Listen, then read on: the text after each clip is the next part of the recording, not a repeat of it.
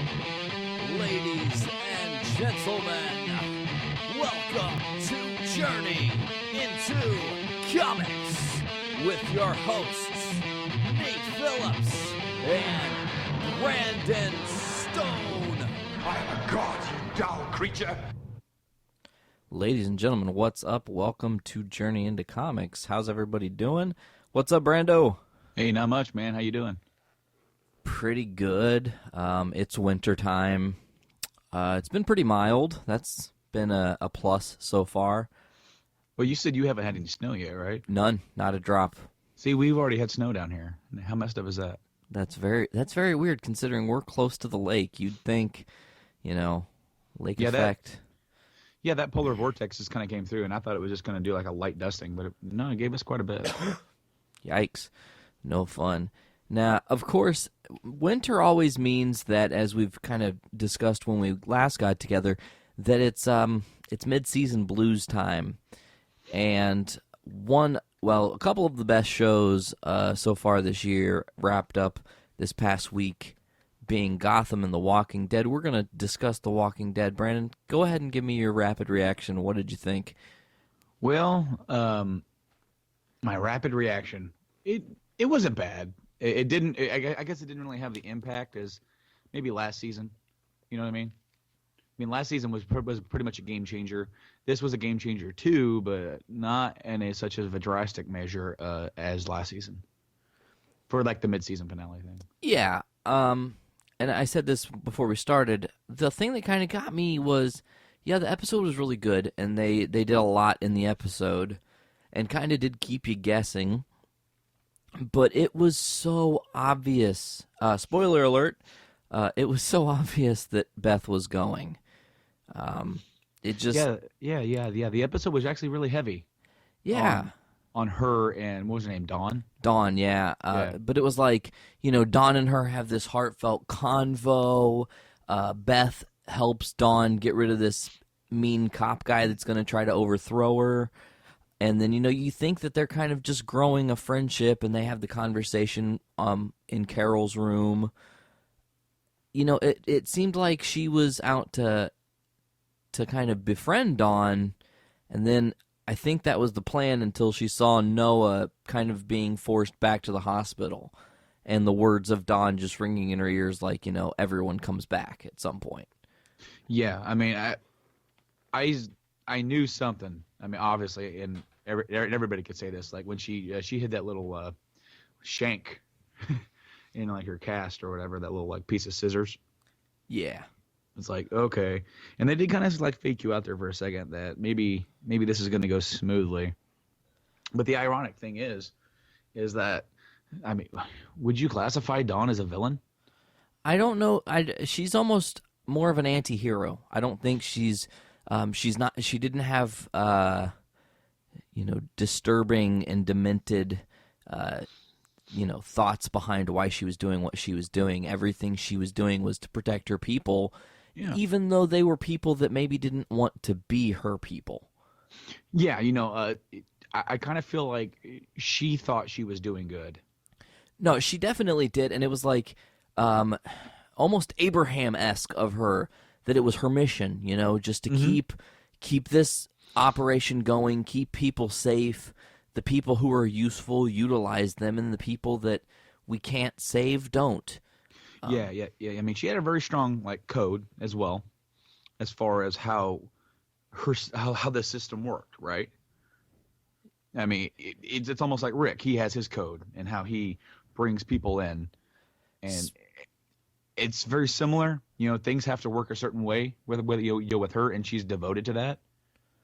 But I wanted to kind of deviate that from that because I mentioned Rick.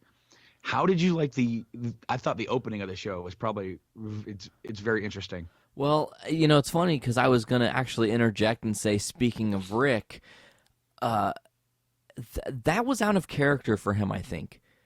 And to me, it's a weird judgment thing. Rick, I think Rick is starting to cross the line a little bit. How brutally he killed Gareth, and how he just murdered this guy for running away. You could have just knocked his ass out and brought him back to where you were at.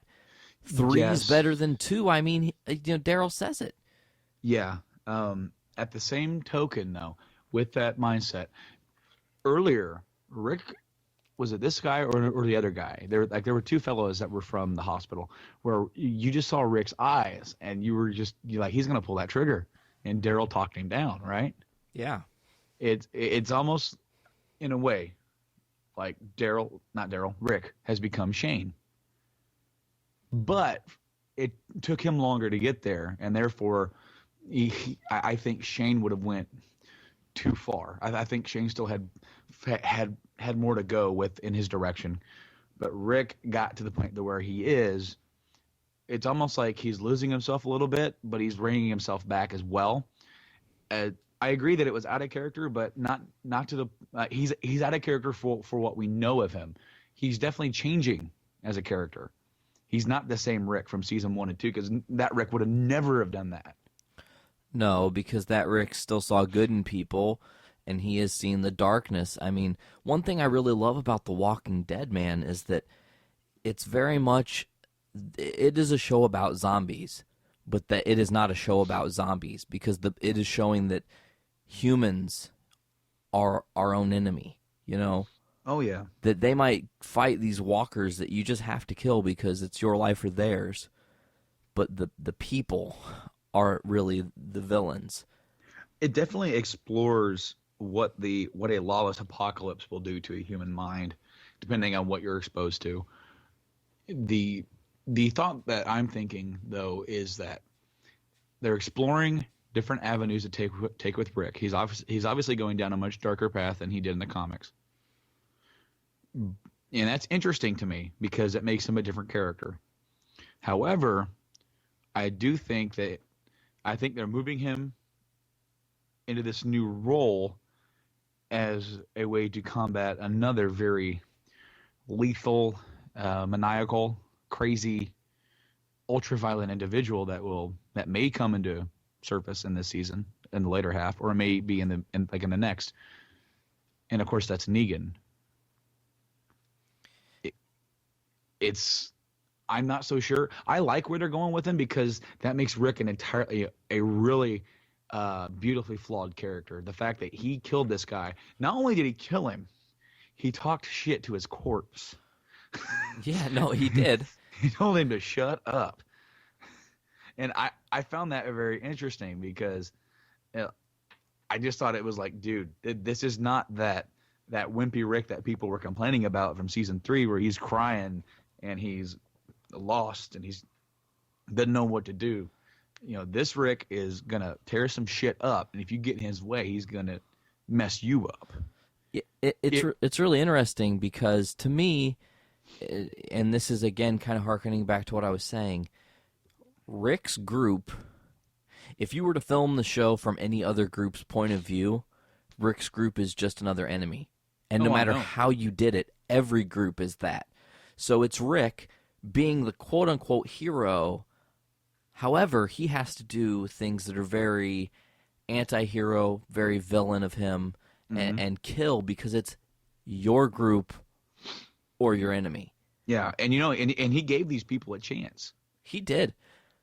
And I was not expecting the show to open like that. When you see the episode before that, and that fella I believe his name was Bob, wasn't it? It was Bob. Because he ended up using Sasha and then attacking her while she was trying to help him take care of somebody that he knew, a walker that she wanted to put down for him, and he pretty much took her out and then went running off. And then Rick went and took care of it. Rick told him to stop. He gave him chance after chance. Then he pretty much broke his back, right, with the car. He pretty much ran him over. And that guy was pretty much pleading, and Rick's like, I told you to stop. Yeah, he's just like, like, I gave you chance after chance. Now, no, there is no more chance. And I think in a way, with what Rick and his group have been through, I think Rick realizes that people can't get this many chances anymore. He's moved on from that mindset. Yeah, absolutely. And he's had to move on from that mindset for sure. Oh yeah. So, what do you think happens in the second half of this season? I know that they have a trailer, And the one thing, and I'm going to say it, and hopefully you saw it as well, it looked like I saw the gates of Alexandria. I mean, I'm just going to throw it out there. You know what? That's the big rumor that they will be heading to DC in the second half. I will say, just before I move forward really quick, that the first half of the season started off with a bang and kept that thing going until they deviated off and split up the group again. Then it kind of slowed down, did what it needed to do, and then it wrapped it up.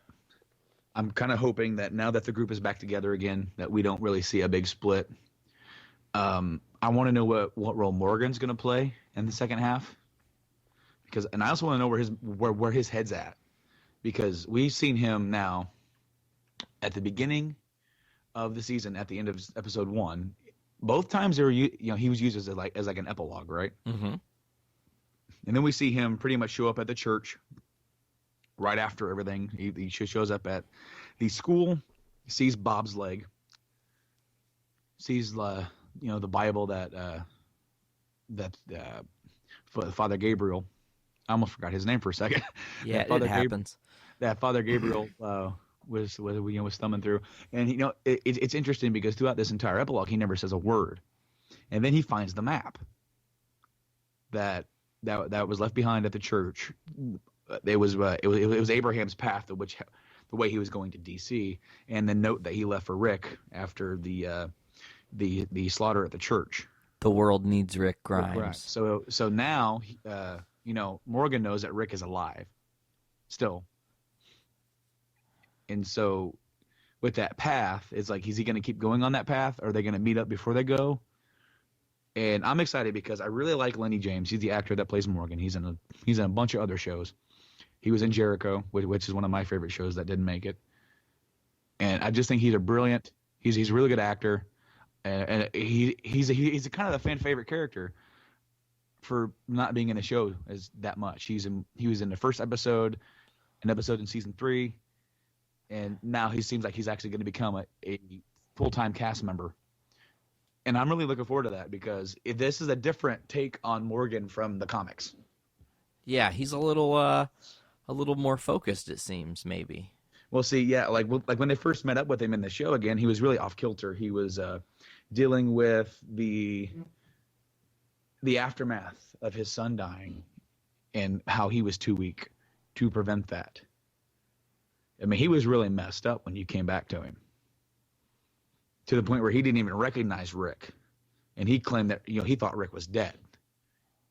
And then he's mad at him for not answering the radio like he said he would.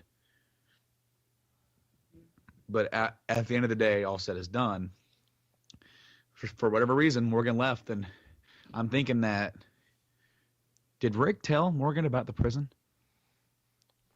That I don't remember. I think so, because remember he was trying to say, like, hey, we've got a place to go where you'll be safe.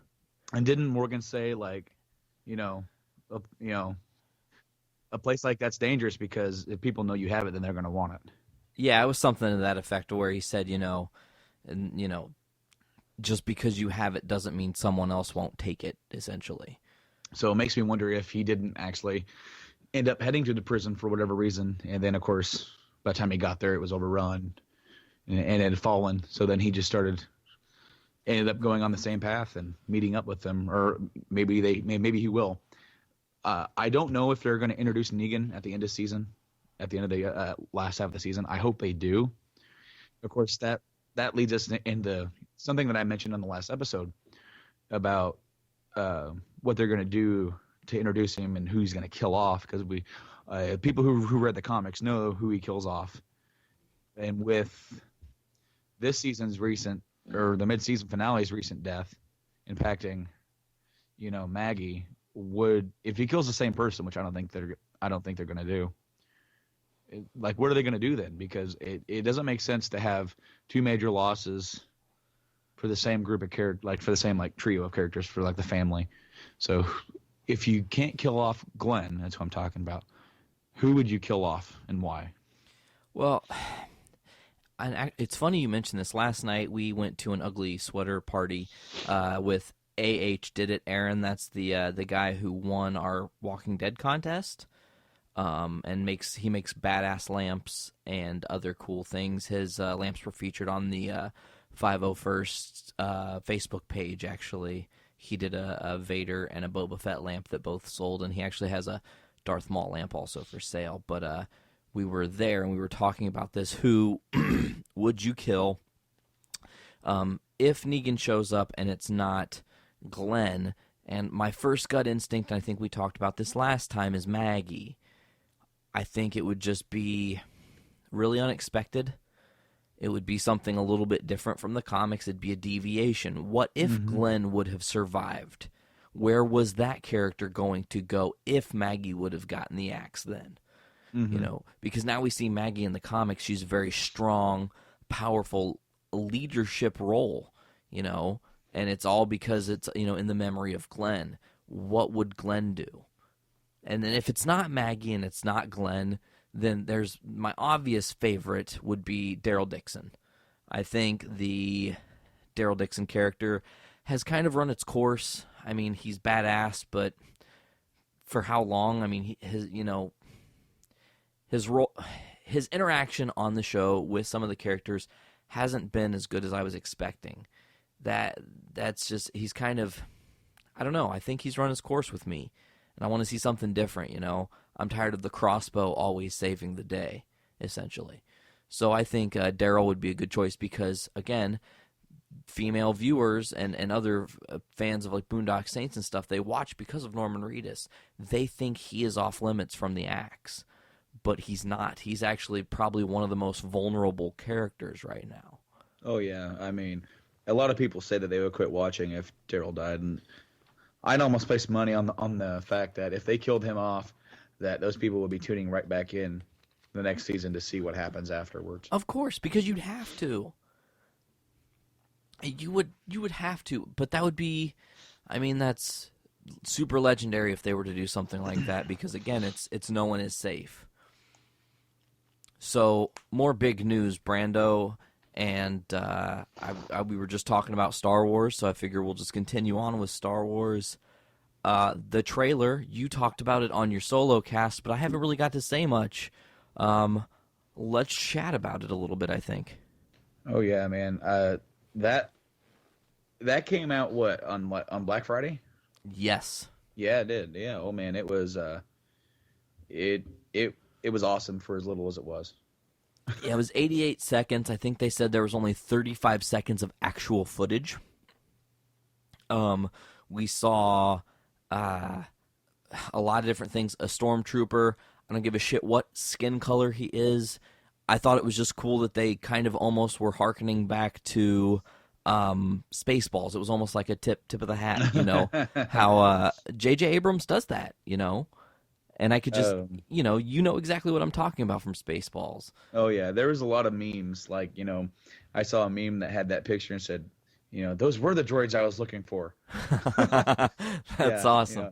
You know, and then I saw another one that replaced his shocked face with the surprised guy from WrestleMania 30, like that one dude sitting at ringside. That was yeah, absolutely. After Taker lost, the shocked face guy. Yeah.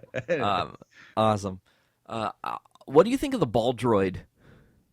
I have no major opinion on that. A lot of people see. There's so many people critical of this trailer. You know, it seems like they're just dissecting every little bit, and I think that's in two things: one, ridiculous, and two, indicative of the fact of how much people still care about Star Wars. That they're willing to just nitpick every little thing. Every little thing, including the new lightsaber, which I thought was badass looking. I think it is too. There are some people who think it's ridiculous. I don't think it is. I think it's going to limit your like maneuverability of it. It's going to have a different style. It's almost kind of like when you saw Count Dooku's style with his saber hilt was completely different than anybody else's. I think it's going to be the same thing. Okay, so speaking of the lightsaber, I have a theory. I believe that the Sith that we saw, I think it's Darth Revan, which I don't know a lot about, but I do know he's a character in the books. Darth Revan was the main character, spoiler alert, for Knights of the Old Republic. Okay. And if you've never played Knights of the Old Republic, Nate, it's on iPad. You must play it. If you're a Star Wars fan, that is probably, in my opinion, besides the original trilogy, the most epic Star Wars story ever told. The original Knights of the Old Republic. And I had played that. Um, I was playing it on Xbox 360 because I have the Xbox versions of both games. yeah, KOTOR 2 was made by a different company. KOTOR 1 was made by BioWare. Revan is an interesting character because he pretty much he fell from the Jedi teachings to go fight in the Mandalorian Wars. I mean, this is like 1,000 years before the original trilogy. It's quite some time. I don't know if it's 1,000 or it could be even longer than that. But his dissension, he wanted to go fight. The council said no, so he left the Jedi Order. Him and another Jedi named Malik, and they became Dark Jedis and then ultimately Sith. And Revan was the one that pretty much either on purpose or incidentally came up with the rule of two, which is what Darth Bane ended up coming. He ended up establishing that as the main way that the Sith were going to go forward. There's always a master and always an apprentice, no more, no less. Because, and I think at KOTOR 2, there's quite a few Sith lords, and at some point, there's no more than one or two at any given time. It's going to be interesting because Revan is still a character that's involved with the Old Republic series that's going on. He just got his own DLC package. Oh. For the Old Republic that either is out or coming out. I think it is already out. But it's interesting because he's died and come back and then died again, and now he's back again fighting both the Republic and the Sith. So I don't really think that the person we saw in the trailer is Revan. I think it's a new character. I think, evil lurks, right? Even when we don't see it or know of it. I don't think that this is an old character returning. I mean, and I've even heard theories that is Luke. I don't think it's Luke at all. No. I think it's a whole new character that it could be the Master if there is. But see, and it's kind of weird because when you look at his lightsaber, it's a little unstable. Yeah. It looked, and that's what I was going to say. The lightsaber, I don't think it's new. Everyone keeps going, it's the new lightsaber. I think it's a very ancient lightsaber. It's not as refined as lightsabers that like Luke and everyone have used. Well, see, and my thought on that is that maybe this is a newer Sith or someone who's going the way of the Sith that didn't have a master, who is basically learning all of this as they go along. And there's so much conjecture with this trailer, and only so much was shown. Like I am in the camp of believing that girl on the speeder, I think that's Han Solo's and Leia's daughter. I thought that as well. And even I think someone said that there was a lightsaber on the speeder or what looked like it, and I think it would be awesome if the new protagonist for the next trilogy was their daughter and she was going to become the new Jedi, because that's something that they haven't explored or done with yet. Trained by Uncle Luke. Oh yeah, trained by Luke. He shows her the ways, and then you have a very strong female lead who is a Jedi but is also very much her father's daughter. Yeah. And I've also heard from another article that Han is basically the same character as he is in the other ones. Very just ad-libbed, very it's almost like he doesn't care, but he does. It's just the way that his lines just doesn't seem like an actor reading his lines, right? Yeah. If that makes any sense. Absolutely. So there's been a lot of talk with me and some of my coworkers about this trailer and about the movie going forward, because they want to know what kind of role Leia's going to be in it. And I've expressed my desire to see. I want Leia and Han to be at odds with each other. I want her to be mad at him. I want Han to be. Han could never not be Han. How can Han settle down with a princess? Yeah. Maybe he just couldn't handle, that kind of being tied down, and then they have a kid, and then he takes off, and then, she's mad at him for that. But there's still that sense of love between them where that has that, whenever they're on screen together, you still get that, like that Empire Strikes Back hostility that they had towards each other, but it was like, conflict, but there's still feeling there. No, I don't know. I want that so badly because that's one of the most entertaining parts of that relationship is just how much they're meant for each other and how much they're just totally opposite of each other. It's so weird that you brought up Empire, and here's why. So I told you last night we went to Aaron's sweater party, and they had a white elephant gift exchange thing, and I took a bunch of stuff that I had gotten from Nerd Block, and I created this like ultimate kid nerd care package. It had like a Nerf gun and a Deadpool graphic novel, and some Thor figure, a bunch of other stuff in this package. And my buddy Aaron, he's a huge Star Wars fan. He's like, hey, people are going to probably fight over what I put in the white elephant. So Sarah got what Aaron picked, which was a white prototype Boba Fett action figure, in the box. And I was like, oh, sweet. And then someone stole it from Sarah. And then someone stole a sombrero from someone else, who in turn stole the Boba figure. And then someone stole my winnings, which was Red Velvet Donut Mix. And I got the last steal of the night and got my freaking Boba Fett figure. And it is now on my wall. It sounds like you went to a party of thieves.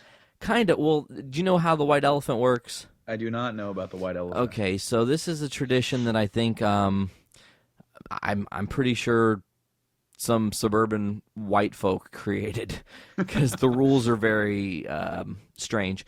Usually, whoever throws a party, they will say either a dollar limit or some kind of rule based on the gifts. Like last night, Aaron said anything you want. If someone wants to bring a brand new $500 television and give it away, that's cool. Or if they want to bring an old porno tape from 1984 that doesn't work anymore as a hilarious gift that someone gets stuck with, that's cool too.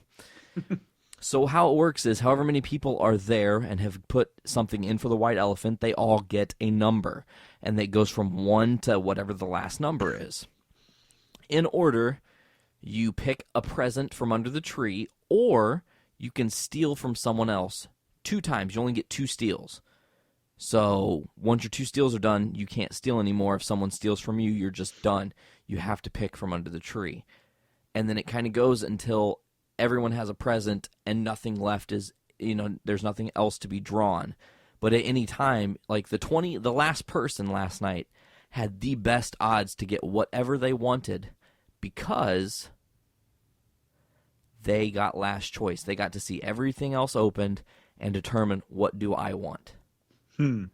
So all right. It was a pretty interesting thing.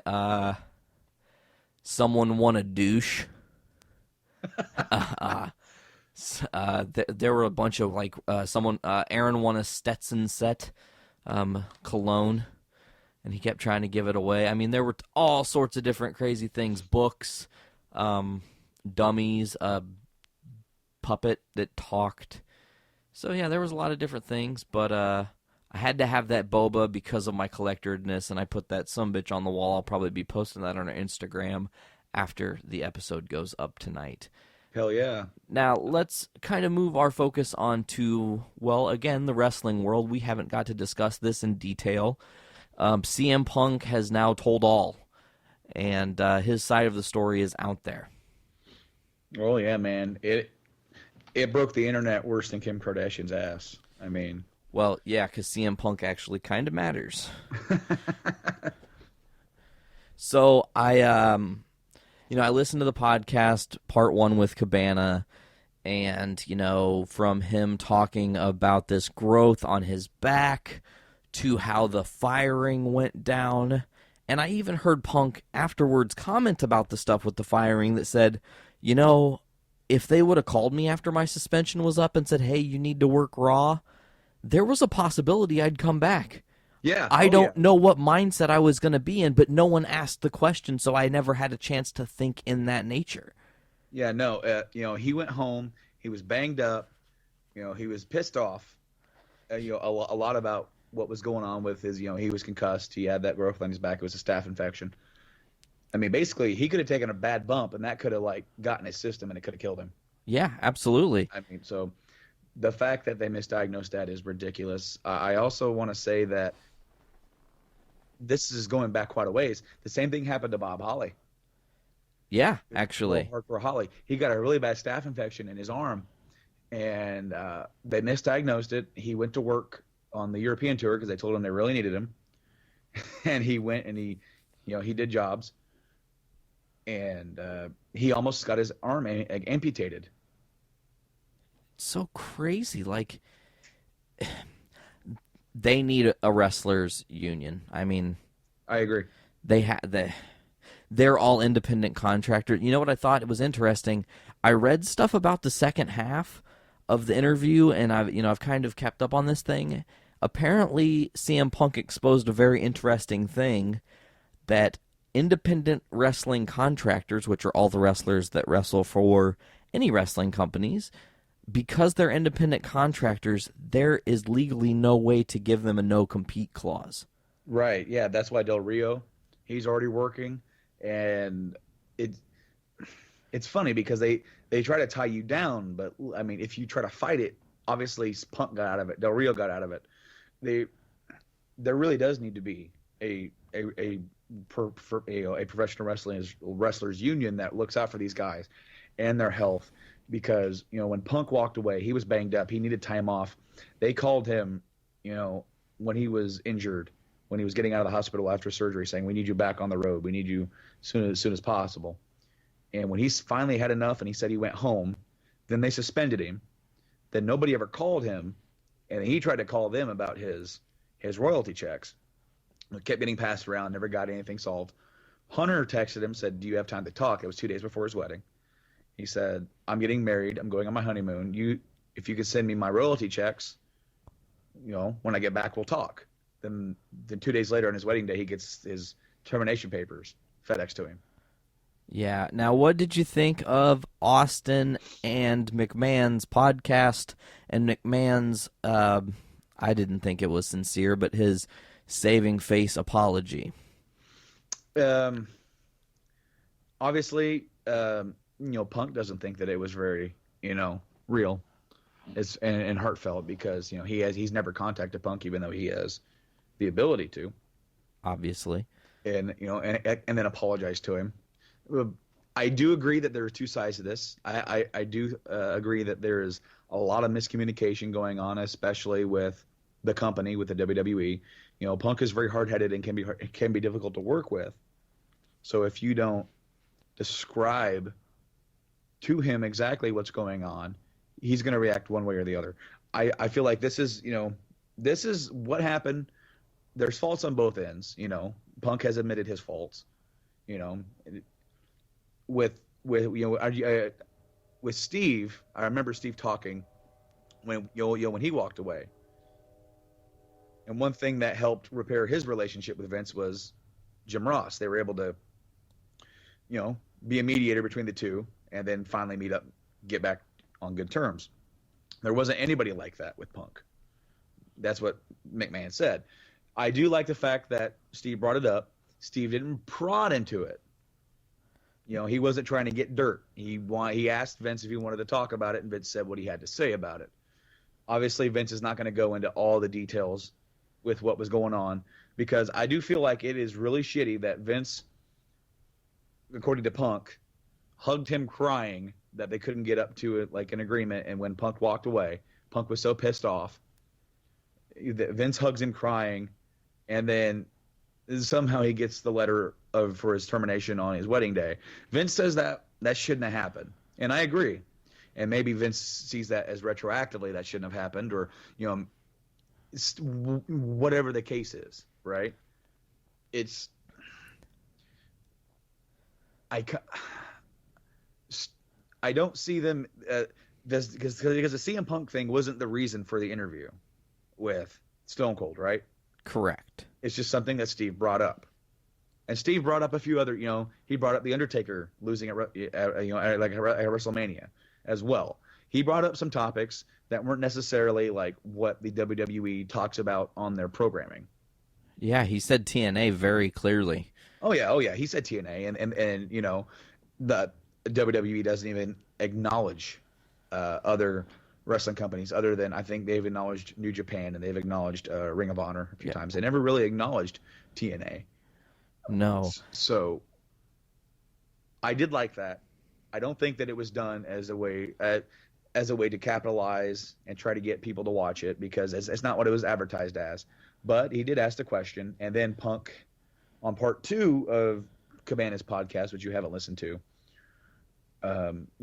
he pretty much said that he thought that the apology was complete bullshit, that he doesn't buy it. There was some other he went into some detail about a few other things. That pretty much it was just other examples of how he was frustrated. Yeah, I mean, and if you're Punk, you have to be frustrated. You've been dragged through the mud quite a bit. Now, real quick, before we get to the bigger Punk topic, which I think is kind of mind-blowing, but you never say never, but do you think there is someone who can be the bridge to get Punk back someday? Now, Punk did say in part 2 of the interview that where he is right now, he's not coming back. And then, Cabana was playing devil's advocate and said, like, well, I mean, but does that never? He goes, well, Punk is like, I'm not going to say never, but if I don't tell you right now that I have no plans to come back, then there's always going to be people going, oh, so so there's a possibility that he can come back, and they're going to bug him about it. In his mindset right now, he's done. He wants to go do other things. He wants to do his Thor project. He wants to do his new upcoming thing that we're going to talk about in a second. There's one more thing I want to talk about beforehand, but that doesn't mean that he won't ever come back to wrestling. He said that he would even go wrestle, lower, at lower places, because it's not about the money. For him, it's about doing what he loves doing. Obviously, if there was a deal on the table for WWE, Vince said that he'd be open to work. I mean, hell, Vince brought back Hulk Hogan, so anything's possible. I mean, anything is possible. Maybe he'll finally get that WrestleMania main event at some point. That would be awesome. I think Punk is definitely deserving of basically closing out his career in the right way. But he also, I guess, Punk in part 1, he talked about dropping the title to The Rock, right? Yeah. And I guess a lot of his people started messaging The Rock on Twitter. So on Thanksgiving, Punk was, hanging out with, his family, and then he checks his phone, and he has a text message from The Rock going, Rock goes, I just looked at my phone, and all your fans are pissed off at me. What happened? And he goes, dude, no, I did a podcast interview, and I talked about, working with you and dropping the title to you. I goes, I don't think I said anything bad about you. Because I clearly didn't mean to if I did. He goes, so that it was pretty funny. You're like, I can only imagine what it must have been like for The Rock to just, I'm gonna check my phone, and he's got like hundreds or thousands of people on Twitter like, calling him an asshole or something like that. And he's just like, what did I do? I know, right? Where's this animosity coming from? Why weren't you pissed at me on day 435? Yeah. And see, the fact is that Punk is on good terms with a lot of people. Of course he is. That he worked with. Of course, he had the falling out with Vince. Him and Triple H have always had a rocky working relationship. But he even said, he really likes John Cena. Him and Cena get along great. It has nothing to do with any single person that he worked with. He always did business. I found it interesting too that Punk said that there were only maybe 2 or 3 people that would ever tell Vince fuck no, I'm not doing that. Yeah. It was Punk, Cena, and he said sometimes Randy. Yeah. Sometimes Orton would be like, why? No, I'm not doing that. But on the other hand, you had Cena and Punk who often would say, what are you thinking? Right. Yeah. I think that shows Cena in a different light than what he's portrayed as for the longtime wrestling fans that see him as just this colorful, modern day Hulk Hogan character. Who just blindly agrees to anything Vince says, kind of. Yeah. No. And I have respect for Cena. I don't really like his character or the character that he betrays, but you've got to respect this guy. He does not worry about putting over anybody. No, he doesn't. I mean, and that's shown at Survivor Series that which was right after the last show that we did. He stepped aside, and of course they created the way to do this in the match, and they let Ziggler shine. Yeah. And in a sense, he got a rub saying, Ziggler is almost right underneath Cena as a babyface, and that's what you guys should be thinking. And I hope that's what they're going forward with. But to kind of rein this back a little bit and get off our tangent for Punk, I think there could be a chance that he'll come back to wrestling, but it's definitely going to be after his newest venture, which is a multi-fight deal with the UFC. Last night was UFC 181, I do believe. Mm-hmm. Johnny Hendricks versus Robbie Lawler, and Lawler actually won that fight, split decision. And after, I think it was maybe after the first or second fight on the main card, they cut to Punk with Rogan, I think. Yeah. And they made the announcement that CM Punk had signed a multi-fight deal with the UFC, and that he said this, but he said that he didn't want to be fed, quote, jobbers. He wants to earn his spot if he gets a spot. Right, yeah. It's a very risky thing for him to do, especially at his age. He's 36. Pretty much for him, he needs to get in now. Yeah. I mean, I don't necessarily, he's not going to have a very long fighting career. You wouldn't think. Because it just seems like, for fighters, the longer you go, the worse that you end up performing. No, you're absolutely right. I mean, if you look at Chuck Liddell, he was unstoppable as the Iceman for much of his career, and then on the back half, it was every single time he went out and had a quote, super fight with some up-and-comer, he was getting knocked out. Just lights out cold. He's going to have to overcome a lot of detractors. Lesnar had to do the same thing when he crossed over. Well, see, and here's the weird thing that nobody thinks about, and you may not know this, but Ken Shamrock was a pro wrestler, went to UFC, came back as a pro wrestler. I did know that, actually. So, I mean, and then Dan Severn was also a pro wrestler, and an MMA. Like these are legends in the MMA world. And Lesnar in his own right is a legend at the UFC.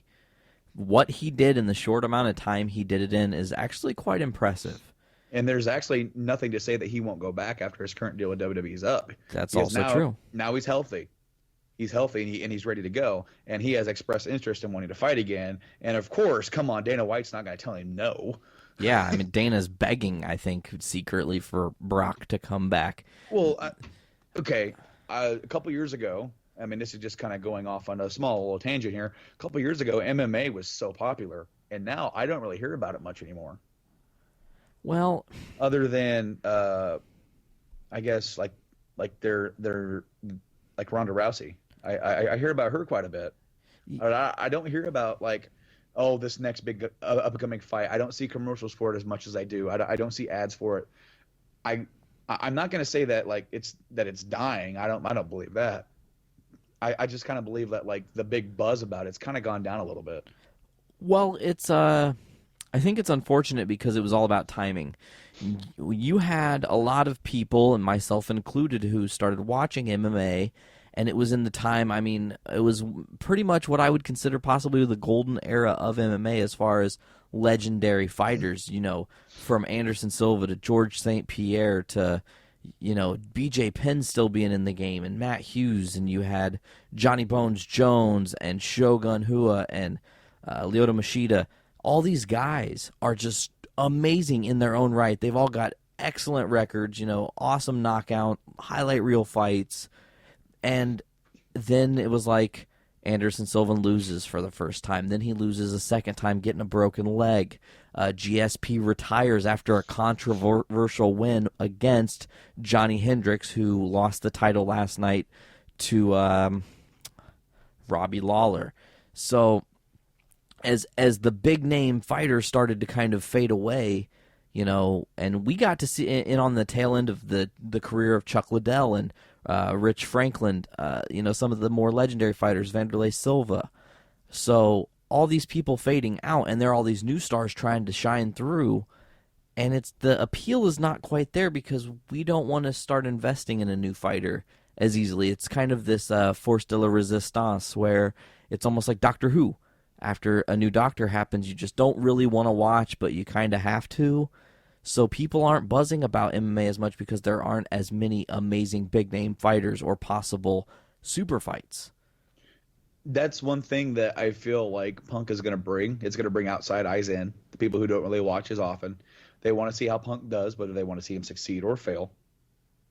Because I kind of feel like Brock did the same thing. Brock brought other eyes to it because they either, wanted to see him succeed or fail. And there's one thing, and I think I expressed this to you many years ago now. When you first started getting into MMA, and you were telling me about how much it's different, and I was trying to tell you how much it was actually very similar to professional wrestling in the same vein, where you have a fight, you have two people, person A versus person B. You have to say why they're fighting, who they are, and why should you care, and then they have to talk you into the event. If you get two guys that can't talk and they're like, we're gonna go beat each other up, unless you're following their careers, you're not really gonna care. But when you get a guy like Punk who can go out there and talk so much shit, and who is a great person on the mic, he's going to talk you into buying that pay-per-view. Whether again you're there to see him lose, see him win, he's going to talk. And I think that's something from just my outside perspective that the UFC has been lacking a little bit. You have people who can talk, then you have guys who can really talk. And so I think Punk's going to bring that. Punk's going in with a 0-0 record. He's starting at the very bottom. The one thing that I like about him is that he's not afraid to fail. No, he's just going to go out and do it, and whatever happens, happens. There's going to be people who, say he goes out and loses his first fight. They're going to be like, oh, that stupid phony pro wrestler thought he could fight. And then I can imagine that guy being just a fan watching on TV or watching at B-dubs or whatever, and then I can just hear Punk's rebuttal going, I went out and I did it. What did you do, motherfucker? Yeah. So now I give him all props, I wish him well. And I think he can do well. But how well he does is going to be how hard he trains and what his style is going to be. It's going to be very interesting to see how that develops. Well, I mean, he's got a Gracie jiu-jitsu background, so that's no surprise.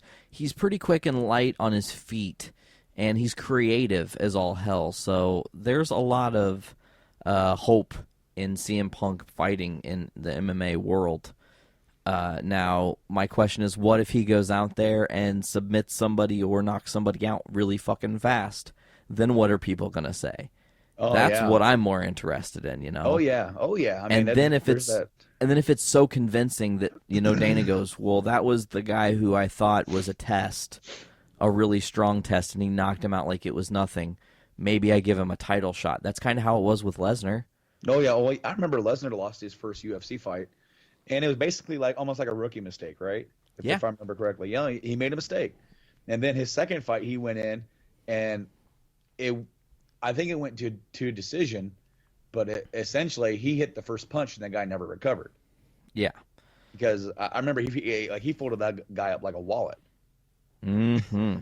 And I remember the look on Brock's face. Like he hit him and then he hesitated going, oh, I messed that guy up. I'm pretty sure because his first fight was Frank Mir. Yeah. And he lost. I'm pretty sure his second fight was Randy Couture, because Randy was the champ at the time. I don't think it was Randy though. I think he fought Randy later. Here, let me look it up while we're talking about Yeah. it. But But anyway, we'll see, because he won that one, and then he came back, and then he fought Mir again, right?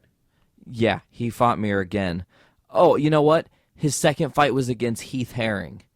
Okay, yeah. I haven't even looked it up yet, but I'm almost 100% that Heath Herring was his second fight, because it did go to a decision, but he did just get on him and not stop for 3 rounds. So it was like it was that first punch. It's almost like he was expecting Brock to go in for a grapple, and then Brock with those big bear claws just like punched him right in the nose, or right in the eye, and he just folded that guy up. And I just remember seeing that, and yeah, essentially it was a one punch match with Brock then just dominating the rest of the match. It's like the guy just could not recover, and he had plenty of opportunity to, like, in the next rounds to try and like do something, but how can you come back from getting rattled that much?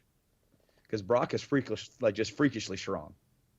yeah, he is absolutely freakishly strong. So it looks like, let's see here, Frank Mir was his first fight, and let's see, then it was Heath Herring, as I thought, and then it was Randy Couture for the title, where Lesnar won with a technical knockout in the second round. Then it was Frank Mir versus Lesnar, and then it went to, I do believe it was Shane Carwin, and then Cain Velasquez beat Lesnar. So what's Lesnar's final record for the moment? Like, I was just there. because I thought he's lost. He is at 5 wins and 3 losses. I wanted to say that it was 3 because he lost to Kane, and then he lost because after that, then he went out for his. Was that his first match back from his disease? Was Kane? Was that it? Because he had a unification match somewhere in between there. No, it was he won the unification match against Shane Carwin. Okay, right? that's okay. Where he should have lost, but Carwin gassed himself out in the first round, and then it was the Cain Velasquez fight at UFC 121 where Lesnar got knocked the fuck out, and then he was supposed to fight because he was a coach on Ultimate Fighter against Junior Dos Santos, but the diverticulitis happened again, and then his comeback fight was against Alistar Overeem, who beat him. He knocked him out in the first round, and that's when Lesnar retired because the diverticulitis was not stopping. It was still going at him. Yeah, because he told his wife, Reno, who is Sable in the WWF, that he said that because that match after that was the number 1 contender match, right? Yeah. And he said if he won that, then he was going to get another title shot, and if he won that, then he was going to retire as champion. But if he lost the number 1 contenders fight, then he was going to retire. That way, that he wasn't putting himself in, any unneeded danger. But apparently he's clear to go, and he wants to go back, and his contract is up after WrestleMania this year. I could see him going back. Yeah, I could too. Is it weird though that two of possibly the most popular wrestlers and now UFC fighters are both Paul Heyman guys? Not at all. Not at all. I mean, that's not, and then my other question is, Brandon, and this is just something that you can, if you want to talk about it for a few minutes, we can, and if you just want to think on it, we can. What if this whole thing with Punk and the WWE is a work? Draw more viewers to the UFC, draw more viewers to the WWE, and then when his career with UFC is done, he goes back to the WWE. I mean, people are just watching Punk every waking second. You said it best. He did break the internet, and the news affected something that went on the network, I don't know if it's a work. That's almost like trying to say that, like, the Montreal Screwjob was a work. Which, who was it?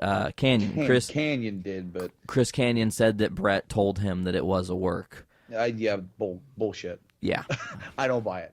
So I don't necessarily think that it's a work, but I definitely think that it could come into play when Punk is done, and if he wants to go back to wrestling. I believe that the door is there. There's a lot. Obviously, they got to hammer out personally between him and Vince and probably Triple H. But depending on, how, especially if his UFC career goes well, then he's going to be a more bankable star, and that could essentially impact his work rate. He could end up getting a Lesnar like deal, Even though it stands against everything he believes in. Exactly, right? Because he was like, but at this point in his career, I could see him taking fewer dates. I don't necessarily. I could never see him doing like the Lesnar thing where he shows up like about 15 times a year and that's it. I mean, right now we don't have a champion on the show. I know. I know. Brandon, here's what I need from you for just a couple seconds. Be a distraction, and I'll be right back, okay? I am your distraction. Because we're live, and I really have to use the facility, so I'll be right back. Okay, so while Nate takes care of business, what else is there to talk about with this, with Brock and everything like that? Brock obviously could go back, and Punk could do his thing. I'm not so sure if there's much else to add. I mean, we did want to talk about one other thing with with pro wrestling, but I'm going to wait for him to get back to discuss that. So I guess I'll just say thanks to all of our new likes on Facebook and all of our new subscribers on the YouTube channel. That's awesome. I'm really enjoying seeing just the show and the page in our channel and everything just grow at a very grassroots level. That is just an amazing thing to see happen. And, we do this show for free to you guys. And same thing with the YouTube channel. It is our hobby. It's something that we love doing. And now Nate is back. Well, but I definitely want to thank everybody who's shown us support and reached out and followed the show, subscribed, rated us, subscribed to the YouTube channel, liked the page. That is so awesome. Yeah, I completely agree. And at some point we have a banner. I forgot to tell you about that, Brando. The banner is in. I'll tell you the price off air unless you don't really care, and I can tell our listeners how much we paid. I don't really give a shit, but it's up to you, Yeah, well, there's one other thing that I did want to talk about with professional wrestling, and then I think we can move away from it and go on with the rest of the show. And that was, of course, on the last show that we did together. It was right before Survivor Series. And we talked about the rumor that Sting could appear. Oh, and gee, did he. Let me tell you what, man. I watched the whole pay-per-view after we got done with the show, and I put it up. I put it on, and I watched the entire pay-per-view. I thought for the most part it was really good. Let's see. The Wyatt Ambrose match was pretty good. It was good. It was basically just almost kind of like a teaser or like a tester for what's going to happen. I kind of wanted a bit more of a straightforward match out of them. I like their dynamic, and I like how something that they did twice in that night. They hearkened back to something that they did that happened in the past, and that's something that WWE has been like ignoring. Like they've been ignoring their own past, and I really hate that because I think it insults their fans' intelligence.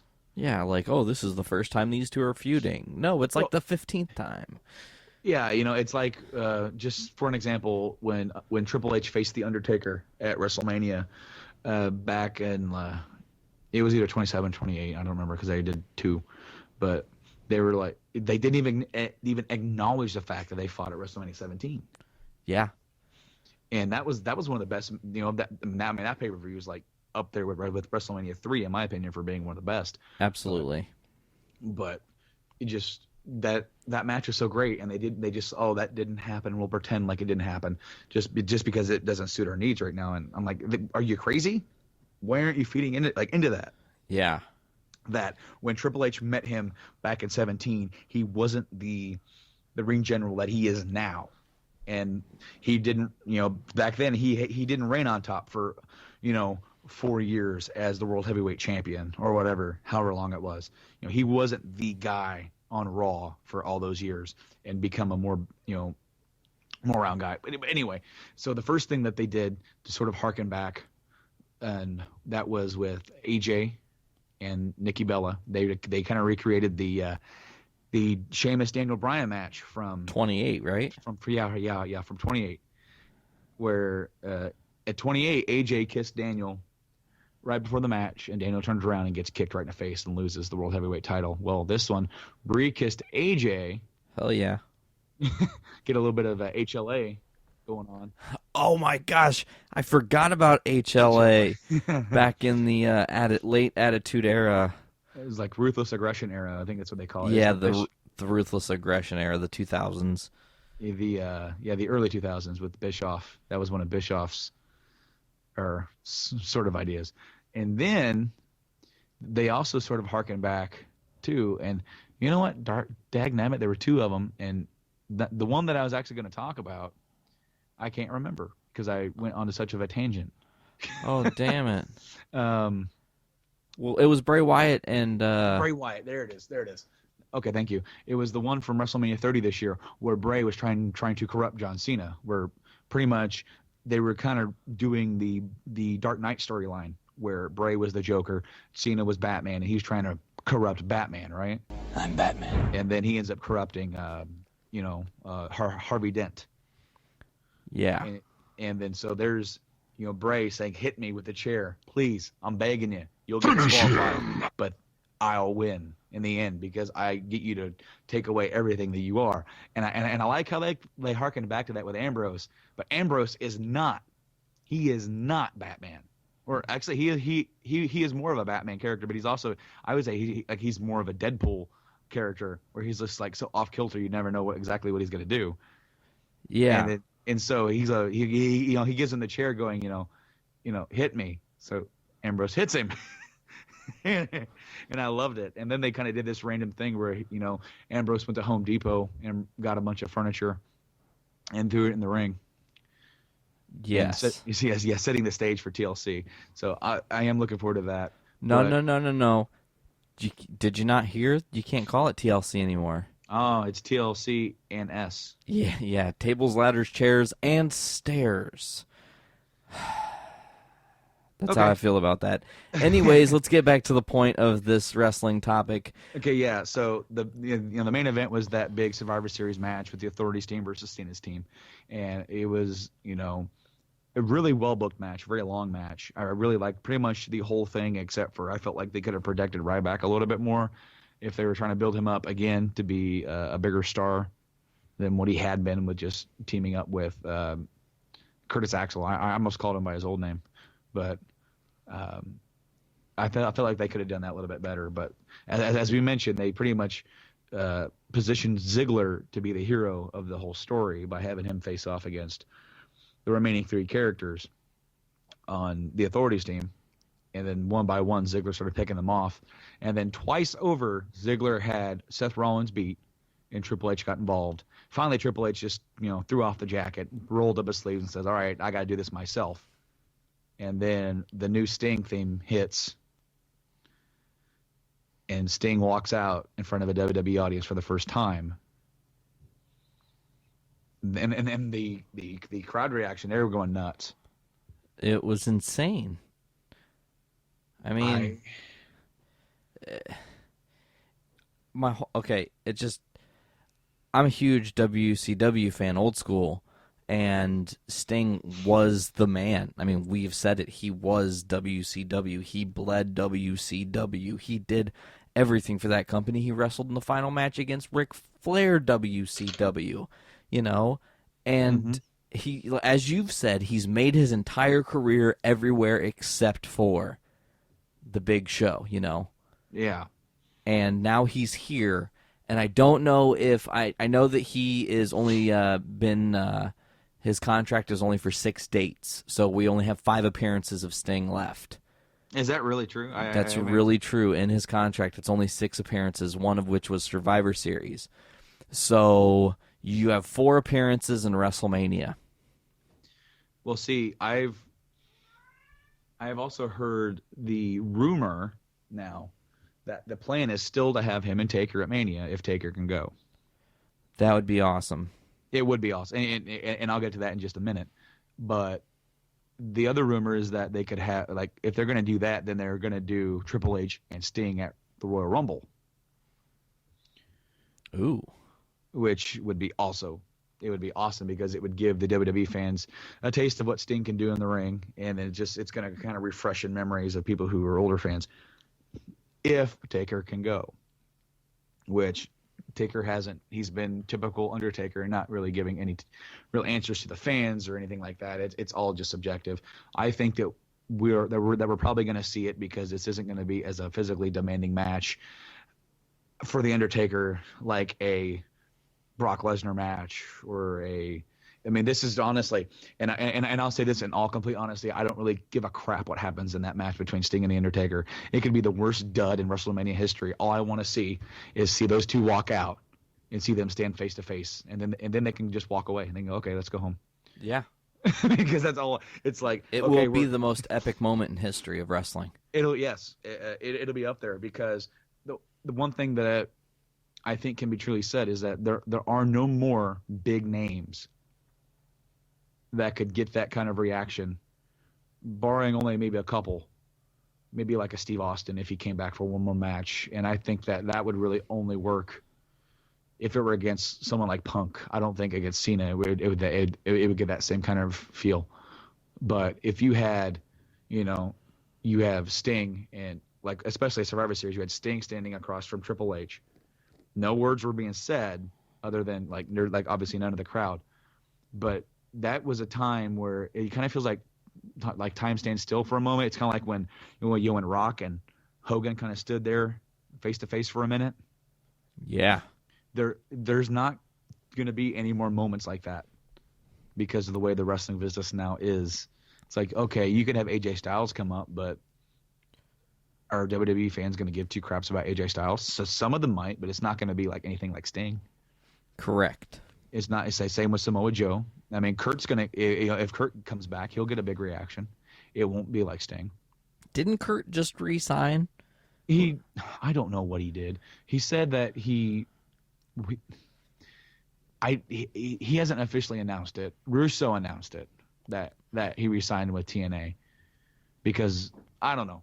But if Kurt came back, I literally don't think that it would be that big. I think Sting is the last huge icon star for professional wrestling that could ever elicit that kind of reaction and get that kind of a moment. I mean, we're seeing another end of an era. And there was a joke meme that I saw. It showed Sting, maybe it was a Kayfabe News article. If you don't know, Kayfabe News is a satire wrestling site that has fake wrestling news. Just kind of like The Onion. And it said, Sting was mortified to realize that he was 13 years late for the WCW invasion. Oh, that's awesome. But, it's something that diehard wrestling fans have been wanting for a long time. And it's going to give Sting a great way to end his career. There is no stage bigger. WWE is technically number one and number two. Yeah. There's no company that's even close to being number two. So it'll be awesome to see it play out. And hopefully this will lead into a Hall of Fame induction. On a side note for that, did you Vince pretty much confirmed that Savage is going into the Hall of Fame at some point during that Stone Cold podcast interview. Yeah. So that would be neat. I definitely think that's a headliner. If they do it this year or this coming, I would love to see Sting as the living inductee headline, and then have Savage be the posthumous. Yeah. I don't think they would do Sting and Taker both inducted on the same night, because I think Taker is going to get his own big. He's going to be the headliner. Oh yeah, there's no doubt in my mind. But we can definitely move on. I think from wrestling news now, I think we've gone enough about it. I'm not sure there's not much more to say about it. No, there's not really much in wrestling. TLCNS is coming out soon, so we'll see what that's all about. That sounds so stupid to say. Yeah, it really does, man. But here's something I really do want to talk about. We have kind of covered it, and it's not been anything too serious, but we've been covering this whole who's going to be the cast of the DC Universe's Suicide Squad movie. And this past week, or last week, I think it was just this past week, though, we got the official signed-on cast members of who's going to be who. And, man, talk about an all-star list of names. Oh, yes. Indeed. I was surprised. I really was to see some of these names on here. I didn't think they'd get Will Smith for a superhero movie. And I think it's awesome that they're going to have him portray Deadshot. I think that's a different outlook and a different take on that character. Oh, definitely. And I think it's strange because I think the person who got kind of shafted as far as who they were cast as was Tom Hardy. Because Rick Flag is literally the most pointless character in the DC universe. I think he's maybe been in 3 comics ever. And I mean like 3 singular issues. And he's just a really aggressive, angry guy. You have my permission to be angry. Yeah, you know? I think they could have given him something way cooler. There's one thing that I will say is that there's something that I actually dislike about there being like continuity between stuff like, characters playing other characters, like, like the Human Torch being Captain America. Yes. Or like Bane being Rick Flag. even though, okay, with all due respect, that Batman universe has nothing to do with the DC universe going forward. True, and you never saw Tom Hardy's face in that movie. Exactly, yeah, it was just a guy wearing a jockstrap. So, I mean, it is what it is, and I don't really have much opinion on it other than, I hope he does a good job. But I just kind of wish they would have got somebody else. That's my own personal preference for that kind of casting. Same with you about Will Smith, though. I was very shocked. Especially when it comes to him playing someone like Deadshot. Yeah, I mean, Deadshot's just a dude with a fake eye and a really great aim. He's a creative villain, but he's been in a little bit of everything DC does. He was in the Arkham game. He's been in the Arkham games. He has been in the Arrow series. He is now going to be in this movie.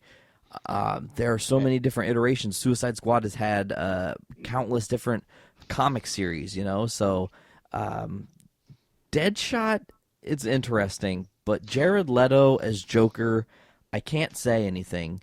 And I know I was kind of angry when the rumor first happened, but now that it's a reality, I'm just like, whatever. Heath Ledger, it's been 6.5 years. He in his own right is the best. So let Jared Leto do what he does, and maybe we get a Joker that's different and still fun. I can't hate on him without saying it. Right. I kind of feel like the same thing.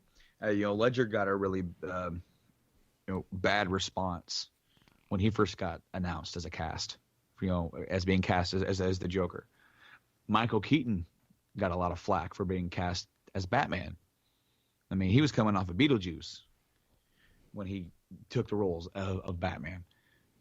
And same with Ben Affleck. He took a lot of flack when he got announced for the role of Batman. And I can understand why. He portrayed Daredevil. People didn't like it. Shit. I hit a stupid button. My fault, folks. Continue, Brandon. My apologies. What button did you hit? What does the fox say? And it just yelled it. It scared the hell out of me because I didn't expect it to happen. I'm over here trying to have a serious conversation, and you're going on about what the fox says. I was actually just trying to do that. It's like, is that how you feel about Affleck playing Batman? No. I'm Batman. It's just like achievement unlocked. I totally fucked up. What does the fox say? So loud. Just you're gonna listen back to this and be like, "Whoa, that was way loud." So for anybody who hasn't listened to the show before, Nate has these buttons on his iPad, and I can't hear them with our setup. I cannot hear these buttons, so I have to wait until after the show has been uploaded to hear these buttons. And sometimes I still don't, because I don't like going back listening to myself talk. I personally don't like it, but I'm gonna have to go back and hear that. He's gonna have to get over not being able to like his self talking because in my opinion, and this is something, folks, I will admittedly do, I have to listen to the episode back at least once just to make sure that quality-wise we're not just rambling about and sounding like idiots, which sometimes, admittedly, I do, and Brandon has to kind of reel me in. But, yeah, I've got these buttons, and I was trying to scroll, and my finger hit the what the fox says button, and it blew my eardrums out, so I'm sorry. What does the fox say? Anyway, let's get back to topic. I was kind of going on about Affleck being casted. The same thing with Jared Leto. We don't know what kind of Joker he's going to be playing. Yeah, and then interestingly enough, for the first time in the history of Batman movies, we will see Harley Quinn. Margot Robbie playing Harley Quinn. I'm so excited. I don't know what kind of Harley Quinn. I don't know if she's going to look like she's a cosplay or if it's going to be a different, darker take on the character. Or if she's just, I just hope that they don't make her look like a normal chick. You're going to have the guy who's Joker. You know, Jared Leto's going to be Joker. You can't, I just don't want her to be simple, if that makes any sense. Oh, no, it makes sense. To go back just a second, though, about the Will Smith casting, I'm very surprised. Has he ever played a villain before? You know, I don't think so. Not that I can remember. See, I couldn't think of one either. And that really made me excited to see what he does with this character. Yeah, it could be great. Overall, though, this cast, I mean, it is an all-star cast. It was kind of rumored that Jai Courtney was actually going to be Deadshot, and then Jai Courtney got announced as Captain Boomerang, which Captain Boomerang just appeared in the Arrow Flash crossovers. We'll get to that later, folks. But it's just cool because the idea of Captain Boomerang's neat, but the idea of the Suicide Squad is so much cooler. They are a villainous Expendables, you know. They're all in prison. They've all been imprisoned, and they're told, hey, do these jobs for us, and you'll be granted a little bit of freedom. You know, just a pinch. So, I mean, I guess the big news is this going to cross over with the Justice League movies at all? I do believe so. Because it's supposed to now, the DC universe is going to try to kind of do like Marvel, where it's all interconnected somehow. There it harkens back to the rumors that in Man of Steel, Aquaman was in Man of Steel. The two whales that end up saving Clark when he is underwater after he saves the bus. That it's Aquaman's whistle that goes and saves Clark. Yeah, you know, it's going to be interesting to see what they do because obviously they're setting this up, as you said, to be like sort of like the the anti-Justice League, and it's like a different kind of film. Yeah, and then I'm gonna fuck up her name, Cara Delevingne, I think is how I'm gonna say it. Someone can correct me on Facebook or wherever you find us. That would be great.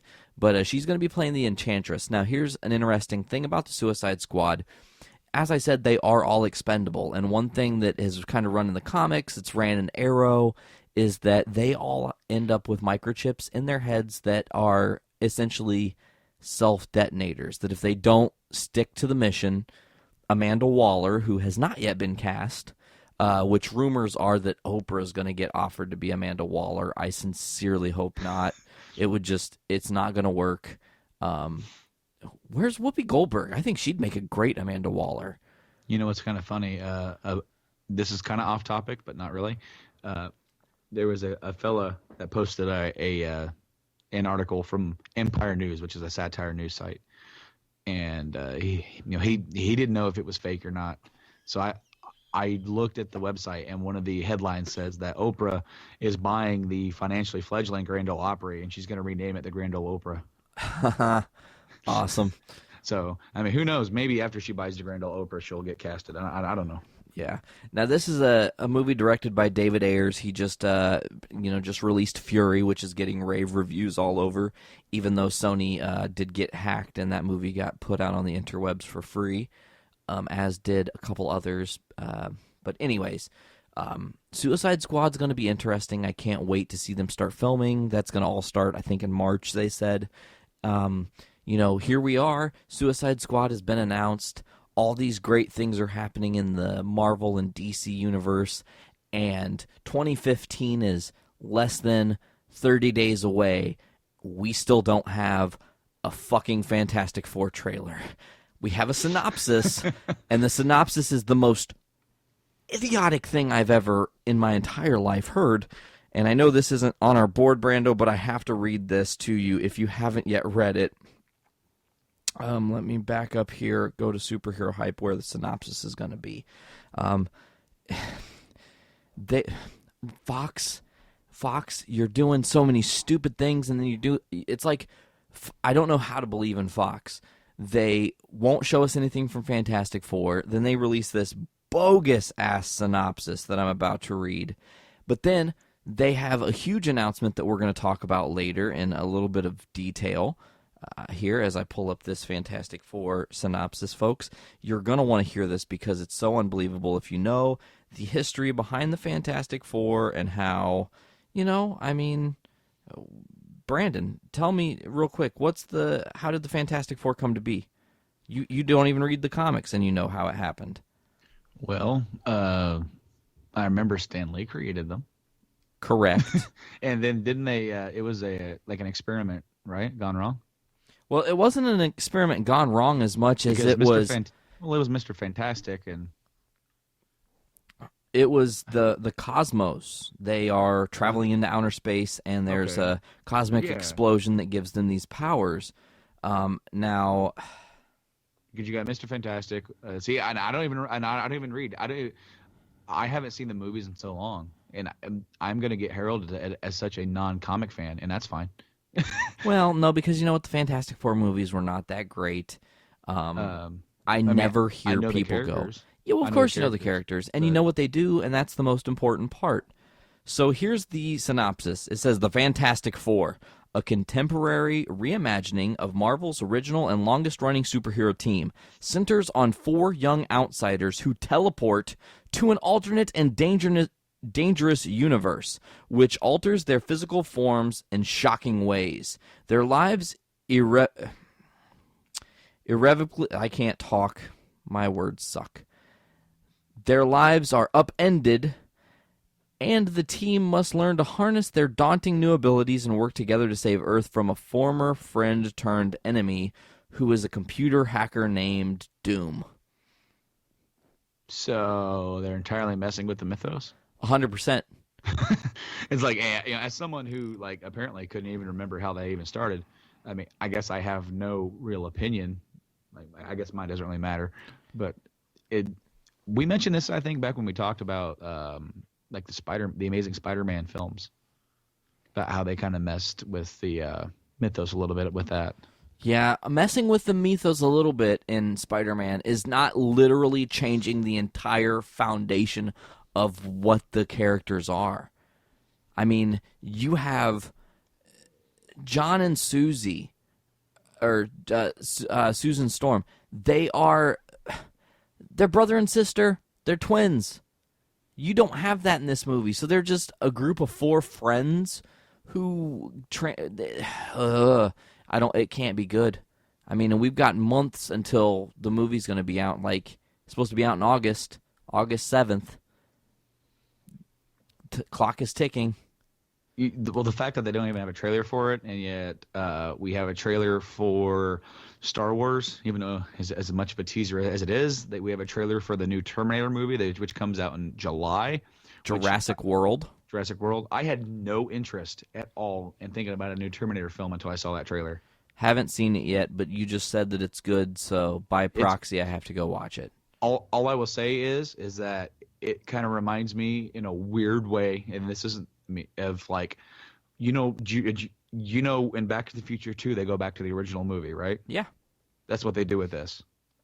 And they mess with pretty much they're using the time travel thing to mess with the original film.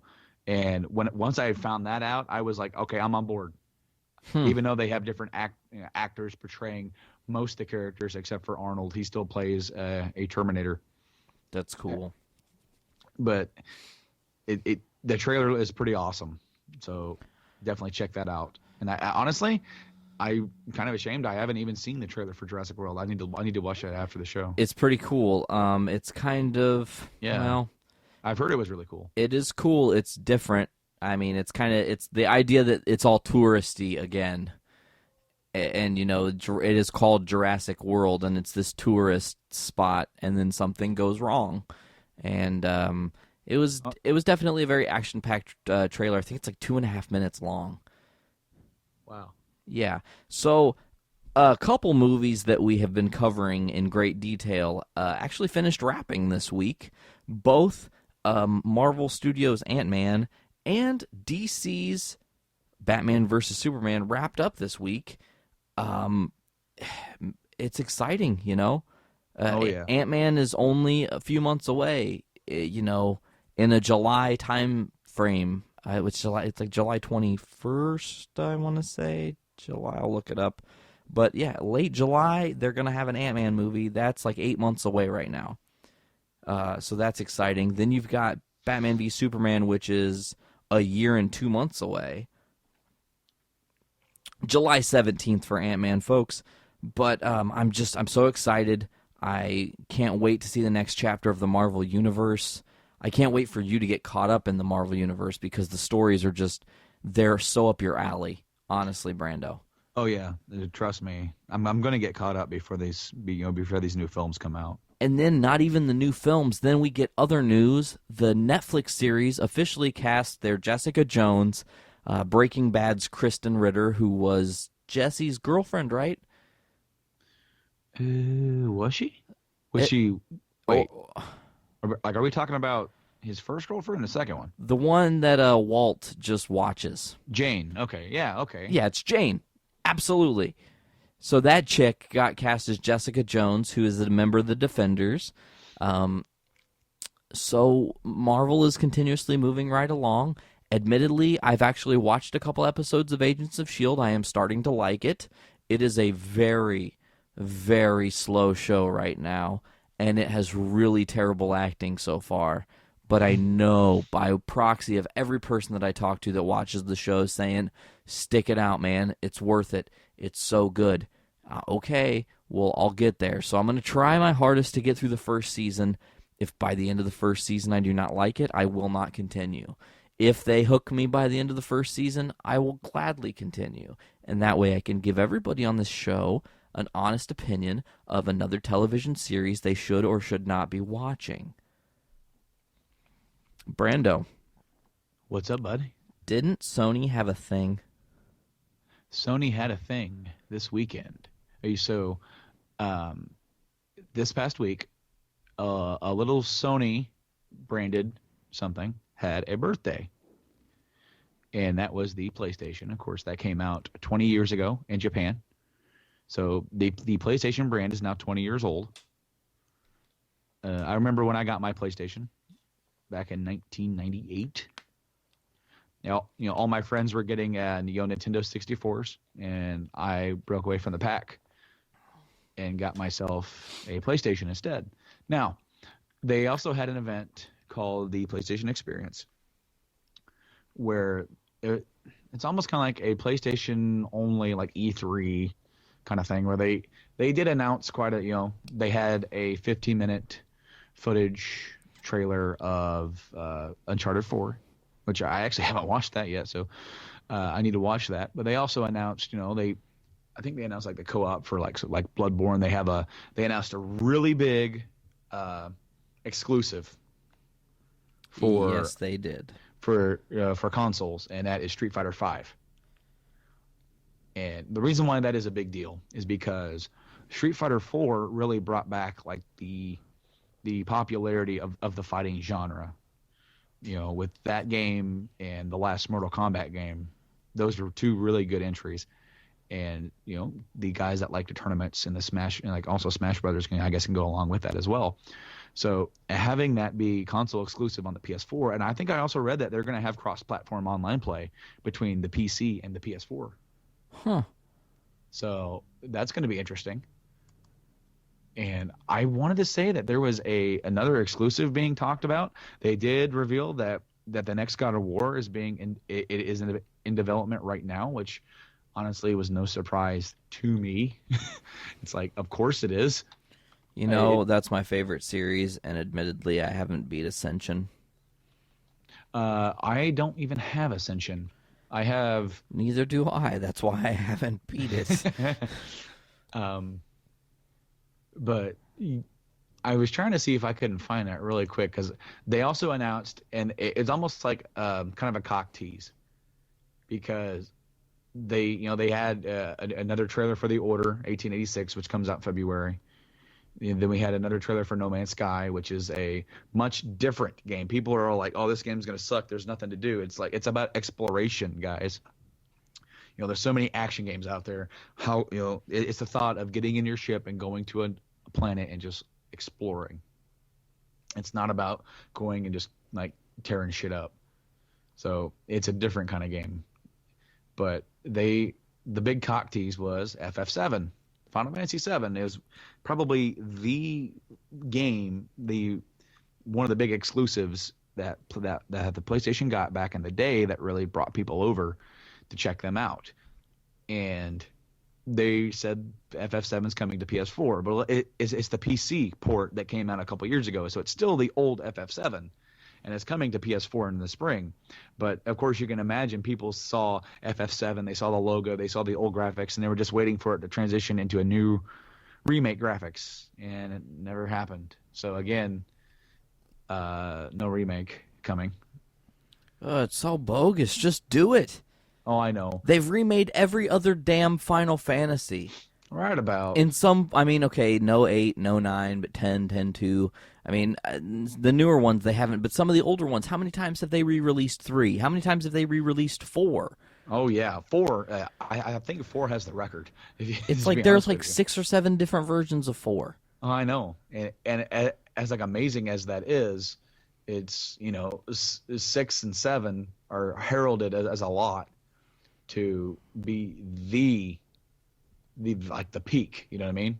Yeah. And in fact, you can also say that for a lot of fans, for new people coming into the Final Fantasies, you either started at 7 or you started at 10, the PS1 and PS2. So it's and then 10 to FF10 just got an HD remake for the PS3 and Vita last year. Yep. So I kind of wish they would just go ahead and do it. I understand why they don't. It's a big undertaking. I kind of feel like Square's kind of saving it for when they need to get out of jail free card. Maybe their business is doing just so bad and they're not selling any damn games. And then okay, FF7, and everyone goes, okay, and then everybody goes out and buys it, Brandon, we should start a petition. I'm pretty sure there already is one. Is there? Oh, dude, I guarantee you there are. We should not fund them because money sucks, but we should back them and tell our fans to back them. Next time we have a Together podcast, let's have one picked out and send people there. Moving forward, I'm gonna get off of that because there's nothing good that I can say about that. They did for this weekend, and I'm not sure if it still is free. I think it is, and maybe until the end of the night because this is Sunday, and it may not be free as of tomorrow when this goes live or tonight, whatever. So whenever you're hearing this may not be free, but it's worth checking out. EA has given away a free PlayStation game on all 3 PlayStation systems that are available: PS3, Vita, and 4. So on the PS3, you can get a free copy of Mirror's Edge. On the Vita, you can get a free copy of Need for Speed Most Wanted, maybe. I know it's a Need for Speed game. And then on the PS4, you can download Plants vs. Zombies Garden Warfare. And all those are free. I downloaded Plants vs. Zombies this morning. Yeah, I actually set that up before I went to bed and put my PS4 on standby to get that downloaded. But, yeah, I mean, that's a great deal. They have a lot of, PlayStation has a lot of exclusives coming out, a lot of new stuff, a lot of new IP. So I'm very interested on that. Another thing on the game front that I wanted to talk about happened on Friday, and that was the Video Game Awards, or just the Game Awards as they're called this year, because this is the first year that they've separated from Spike. Okay. And they're just their own thing.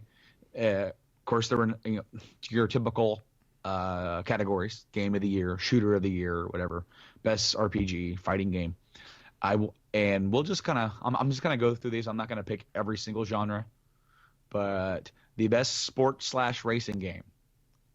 Because did you watch these, Nate? No. Nate? Okay. So you have no idea who won anything? No. Okay, so you had FIFA 15, Forza Horizon 2, Mario Kart 8, NBA 2K15, and Trials Fusion were up for best sports/racing game, and Mario Kart 8 won that. Best fighting game. Let's see who was in this one. Killer Instinct Season 2, Persona 4 Arena Ultimate, Super Smash Brothers 3DS, Super Smash Brothers Wii U. I think that's kind of a cop-out. You have 2 entries, even though I guess there were 2 games, but damn it. And then Ultra Street Fighter 4, Super Smash Wii U won that. I'm surprised that actually was able to get nominated because it didn't come out until Right before. I know. Best RPG, Bravely Default for the 3DS, Dark Souls 2, Divinity, Dragon Age Inquisition, and South Park Stick of Truth. Dragon Age Inquisitions takes that category. Let's move up to Best Action Adventure. Alien Isolation, Assassin's Creed Unity, Bayonetta 2, Shadow of Mordor, and Sunset Overdrive. Shadows of Mordor takes that. Shadow of Mordor, there aren't more than one Shadow. No worries. Okay, so Best Shooter, which I guess 3 people cares about this. Okay, I'm kidding. I'm kidding, guys. You have Call of Duty Advanced Warfare, Destiny, Far Cry 4, Titanfall, and Wolfenstein The New Order. Far Cry 4 takes that. Far Cry 4 just came out like this week. Yeah, it came out at the end of November. So yeah, Far Cry 4 takes that category. I was very surprised for that. Wow. I was expecting Call of Duty to take it. Because Titanfall would have taken it had it not kind of been a letdown. Let's go with Best Remaster, because that's a category now, guys. This year had so many freaking remasters that they have a Best Remaster category. GTA 5, Pokemon Omega Ruby, Alpha Sapphire, The Last of Us, Master Chief Collection, and Tomb Raider Definitive Edition. GTA 5 takes that category. Wow. Best Performance. Now, this one was the funniest one for me. You have the voice actors who are nominated here. You have Adam Harrington as a Big B Wolf from The Wolf Among Us, Kevin Spacey as Jonathan Irons in Call of Duty Advanced Warfare, Melissa Hutchinson as Clementine from Walking Dead Season 2, Trey Parker as various voices from South Park Stick of Truth. And wait, who did I say? Trey Parker? Mm-hmm. Okay, because the next one is Troy Baker as Talion from Shadows of Mordor. And that was Trey Parker won that. And Trey Parker had his acceptance speech was hilarious. He said that, you know, he was a gamer before he was into television and music or musicals, and that he is now convinced that the gaming medium is the best medium in the world because only here can he actually beat out Kevin Spacey for a performance award. CARTMANBRA! If you saw this week's new episode. Then we're going to go ahead and go up to Game of the Year. Actually, no, Developer of the Year. Because I watched these, not live, I watched it afterwards. We had Blizzard, Monolith, Nintendo, Telltale, and Ubisoft Montreal. Nintendo wins this one. Wow. They had a pretty big year with Mario Kart and with the Super Smash Brothers. And they didn't develop it, but I know that they co-funded it. It was Bayonetta 2. And then the Game of the Year, which is, of course, the biggest category. And it's Bayonetta 2, Dark Souls, Dragon Age, Hearthstone, and Shadow of Mordor. And Dragon Age Inquisition took that. In which I can say I haven't played Shadow of Mordor yet. And I'm going to be owning Bayonetta 2 next week because I'm going to pick it up. So we'll see. You know, as of right now, that's the only one out of those that I've played. And I think it's deserving. It's a great game. But so the Game Awards this year, after going through all this, I just want to close with, it was more of a mix between a Game Award show and E3, where you had a lot of new world premieres.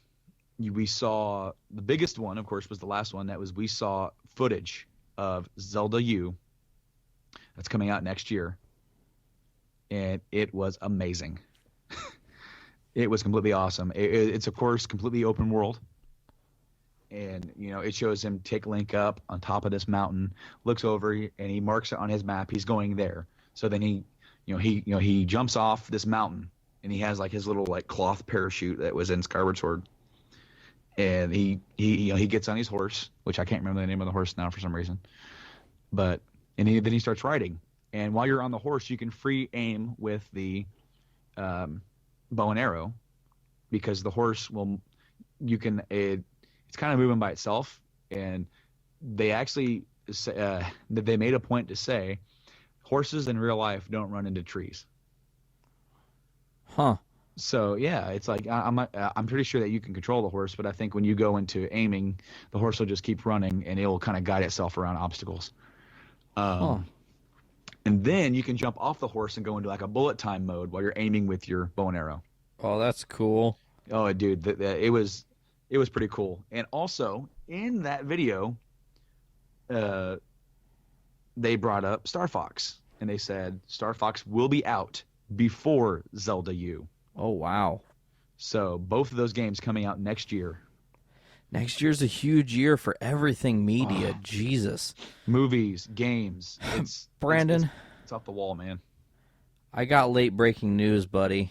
What's that? And it's comic book and wrestling and fighting related. Someone very particular has put their name into wanting the first fight with CM Punk. I saw that. I saw it on Facebook.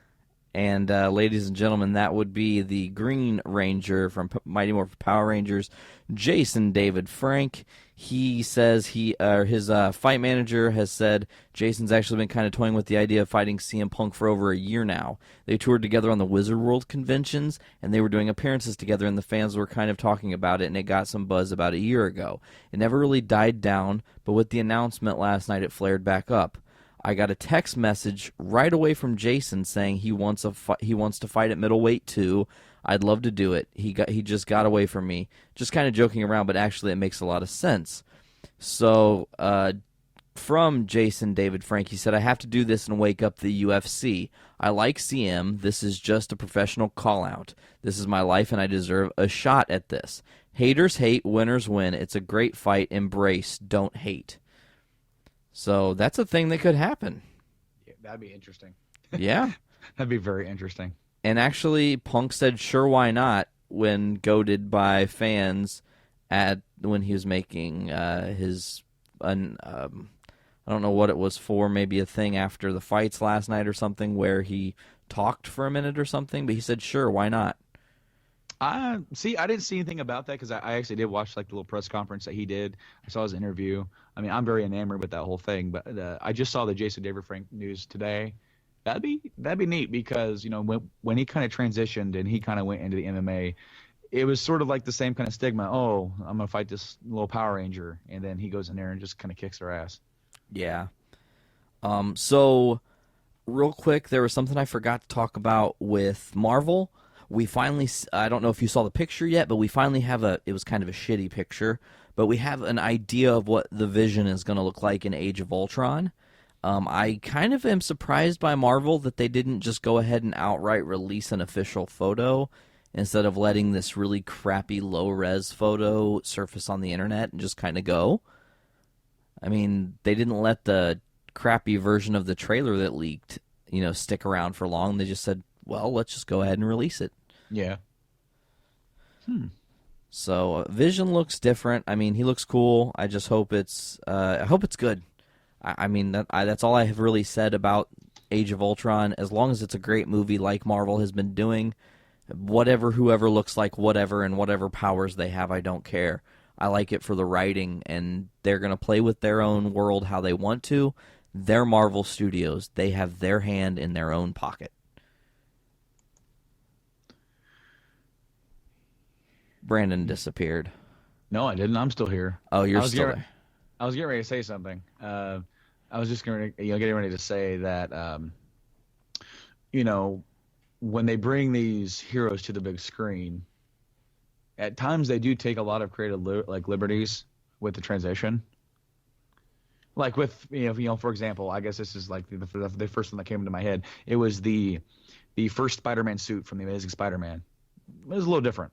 Yep, it was a little different. The eyes were really different, but yeah, and the logo was different and a little bit futuristic. But I kind of dug it. Yeah.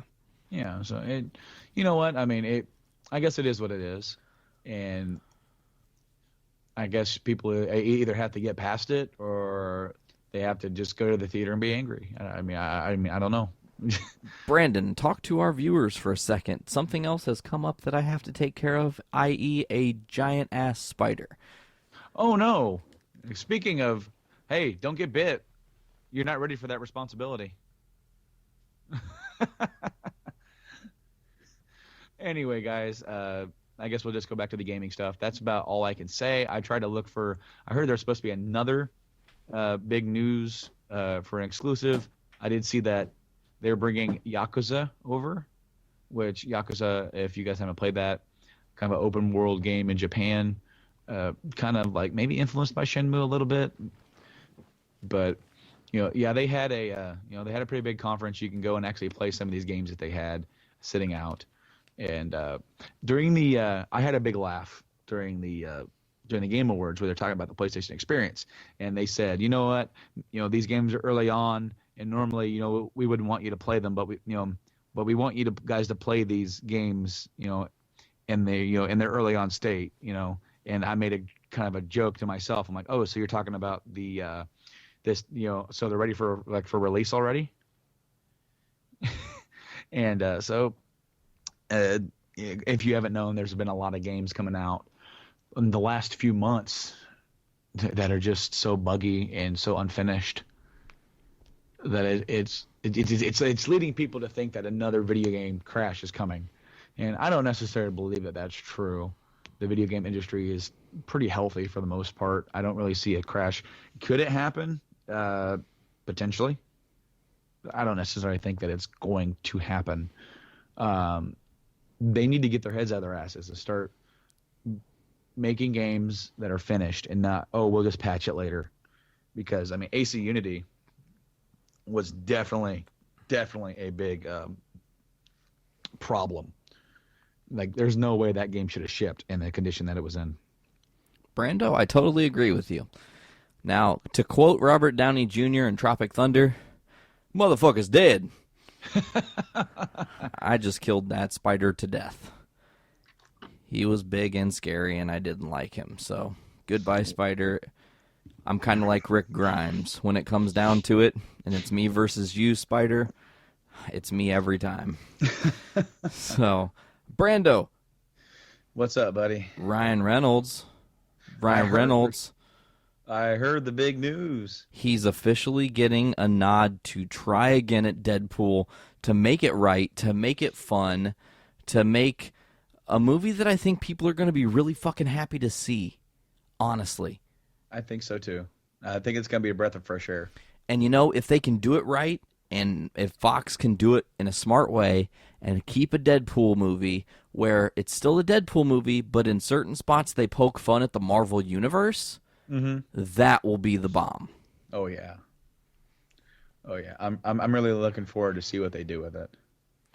Yeah, I think that, I mean, Deadpool, he's the best, and I can't wait to see what it's like. Just the teaser trailer that we got that wasn't even official, It was just a tester trailer. Was so awesome.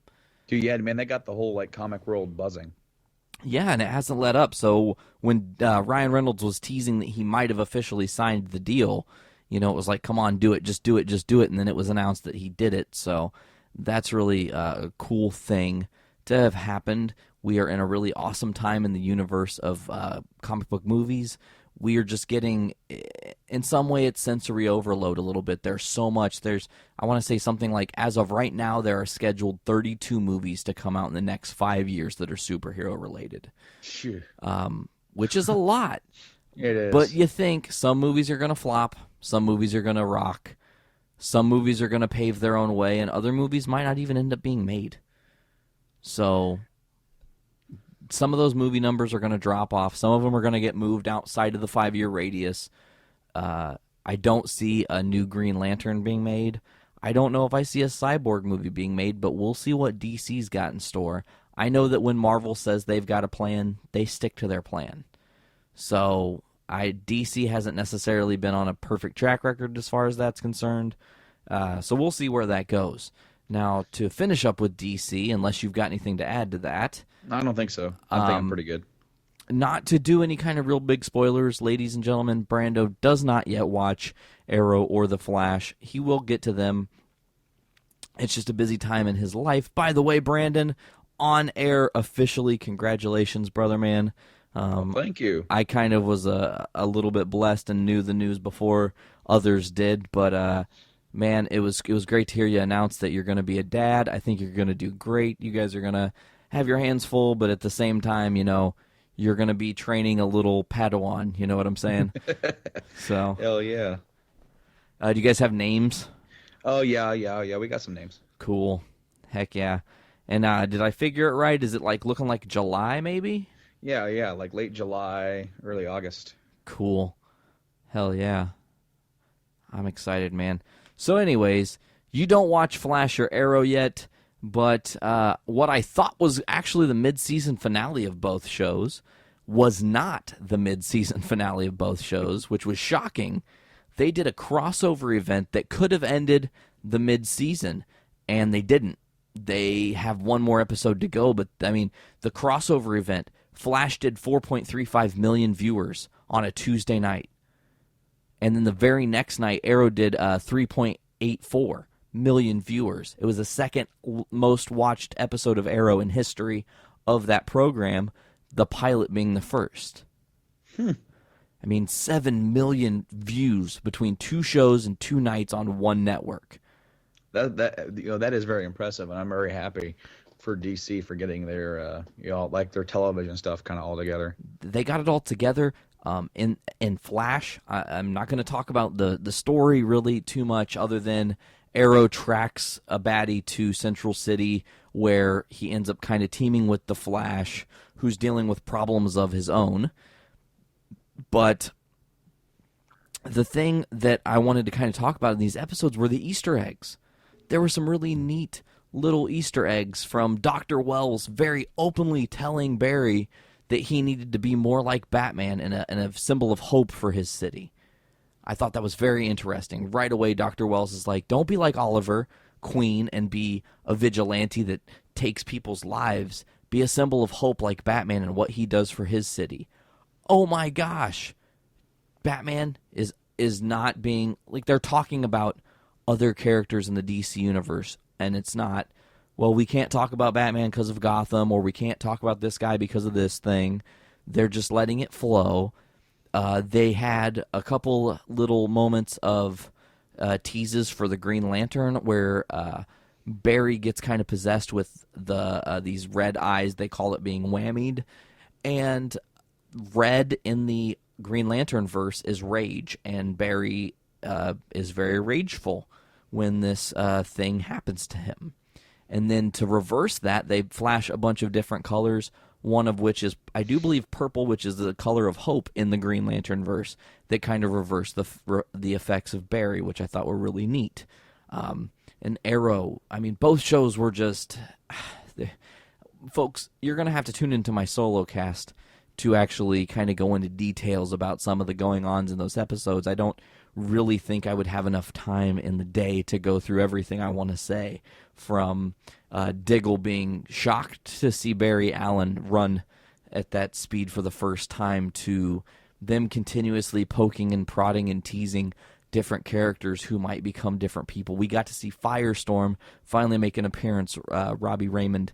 There are, and then in Arrow, there were little quips here and there, and we have all these things that are getting closer and closer to this big mid-season finale for both shows. The Man in the Yellow Suit is coming out Tuesday, and we're going to hopefully find out who Reverse Flash is.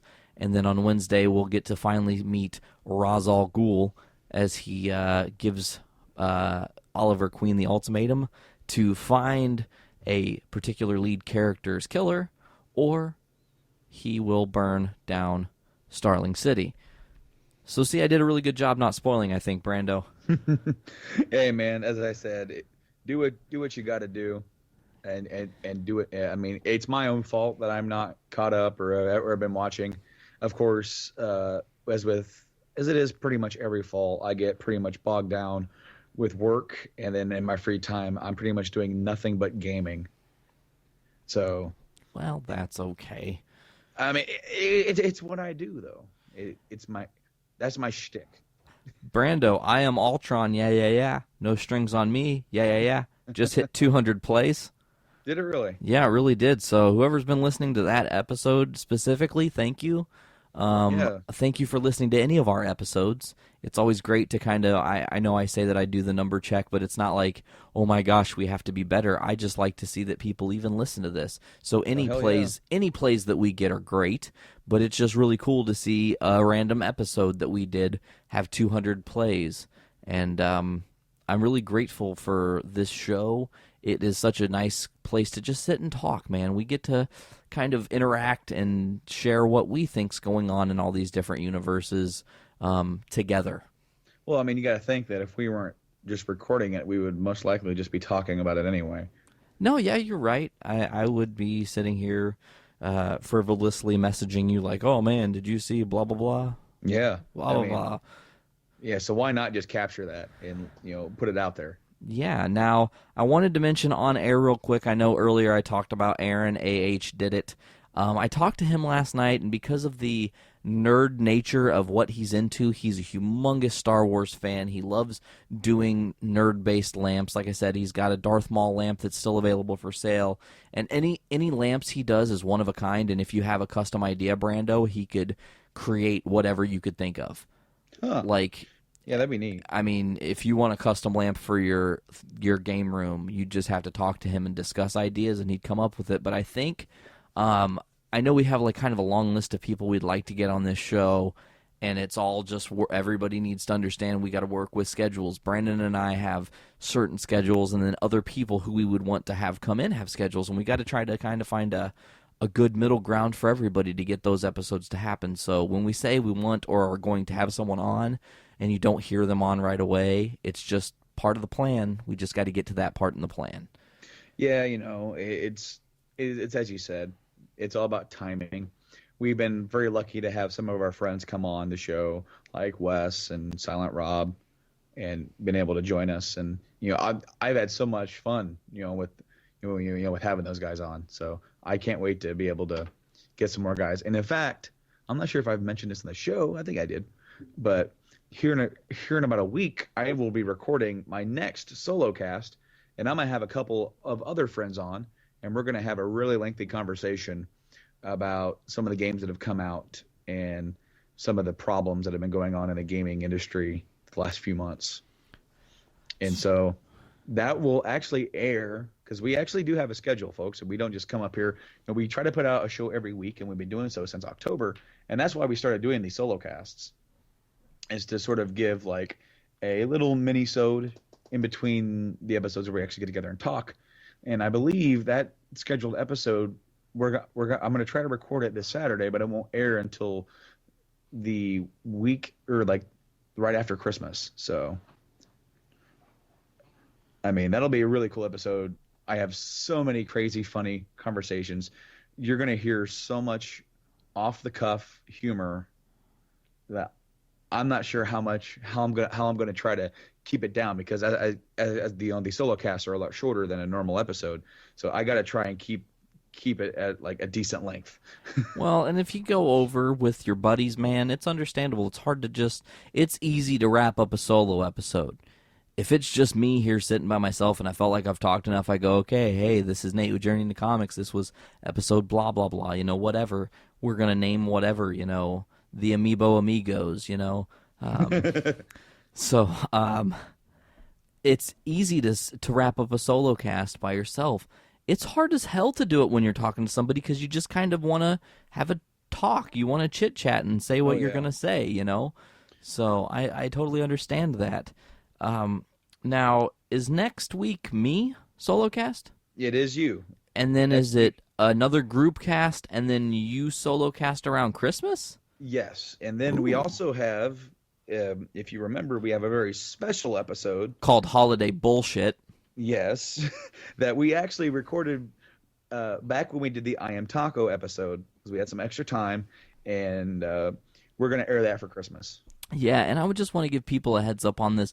The episode that we're going to air on Christmas is not traditional, but it's going to be really fun, and I want as many people to listen as possible, because I think if you guys like this is something that we can do again. And if they don't like it, Brando, we could still do it again because it was a lot of fun. Dude, it was a blast. It was a So, blast. absolutely. Now, is there anything we missed?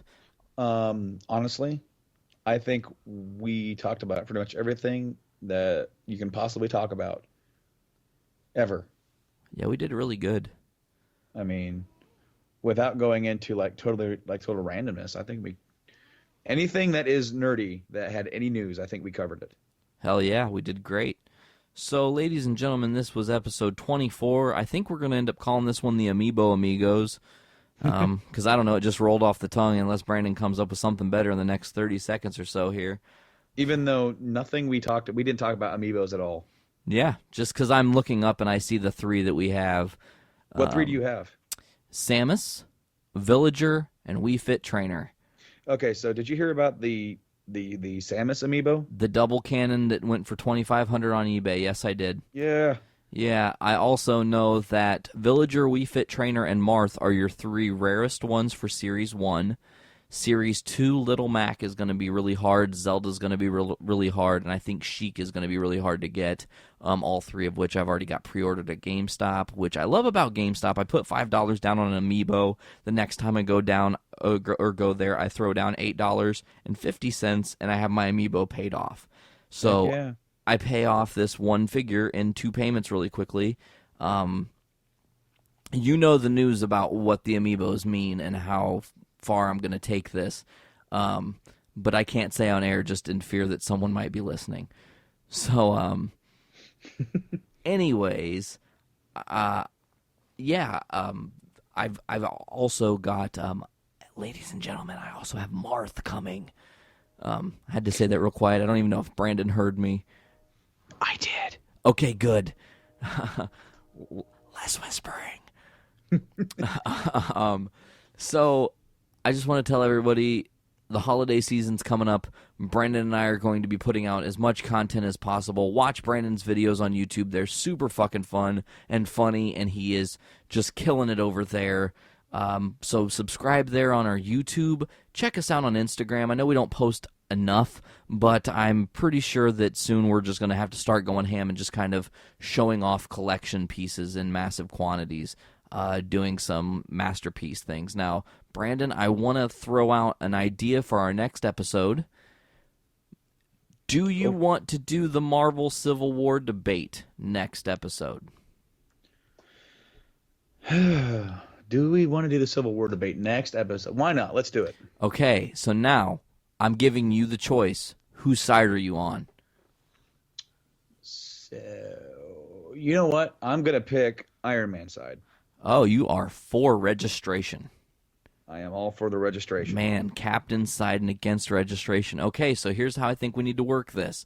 What's going to happen is you should come up with how do you think we should do this, Brando? We're just going to openly talk about this at the end of the show here, get some ideas and give people something to look forward to.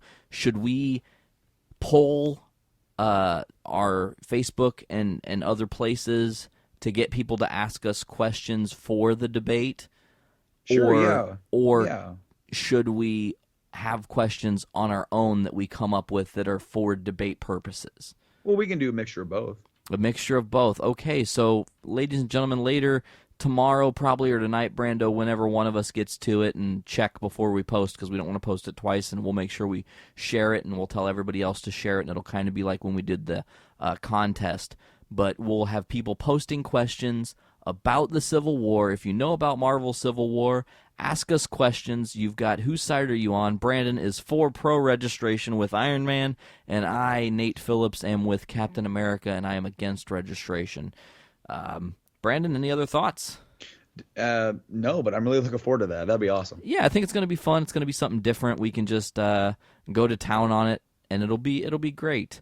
And then again, if anybody has any other debate things they want to bring up, bring them to our attention. If you have any questions for us here at Journey into Comics, leave us a comment on Facebook or on Instagram, wherever you find us, wherever you follow us. Leave us comments if you have questions or if you have theories. We love to hear what other people think about different comic book or video game themes. So if you have any of those themes or things, I can't talk, If you have any of those ideas or thoughts or questions or comments or concerns about the show, if you have any critiques, things we could do better, Nate saying less, Brandon less ands, but he's been really good with less ands. I don't really hear and a lot. So I'm just saying, make sure to be interacting with us because we like to interact with our fans and our friends and anybody that listens to us. I know we've got tons of people all over. There are multiple different ways to get a hold of us. It doesn't have to be on a Journey into Comics specific thing. Somebody might ask you, Brando, a question on your Facebook page. That's fine. They could ask me on my Twitter, and I don't mind, or text it to me. However you get a hold of me, if you know us, if you don't know us, if you have any way to get a hold of us, whatever you can do, tell us these questions. Tell us all your ideas. Anything we can bring up and help make this show better, we'd like it. You know, we strive to be fun and great, but we're not perfect, and we know that. Well, is that a wrap? Brando, I think that's a wrap. This is episode 24, Amiibo Amigos, and I just had a kitten jump up on me. Holy hell, Cammy. Startled me. I was like, what's behind me? Oh, it's a cat. So, until next time, we are Journey into Comics. I'm Nate Phillips. And I'm Brando. And you guys have a good one. Later, guys.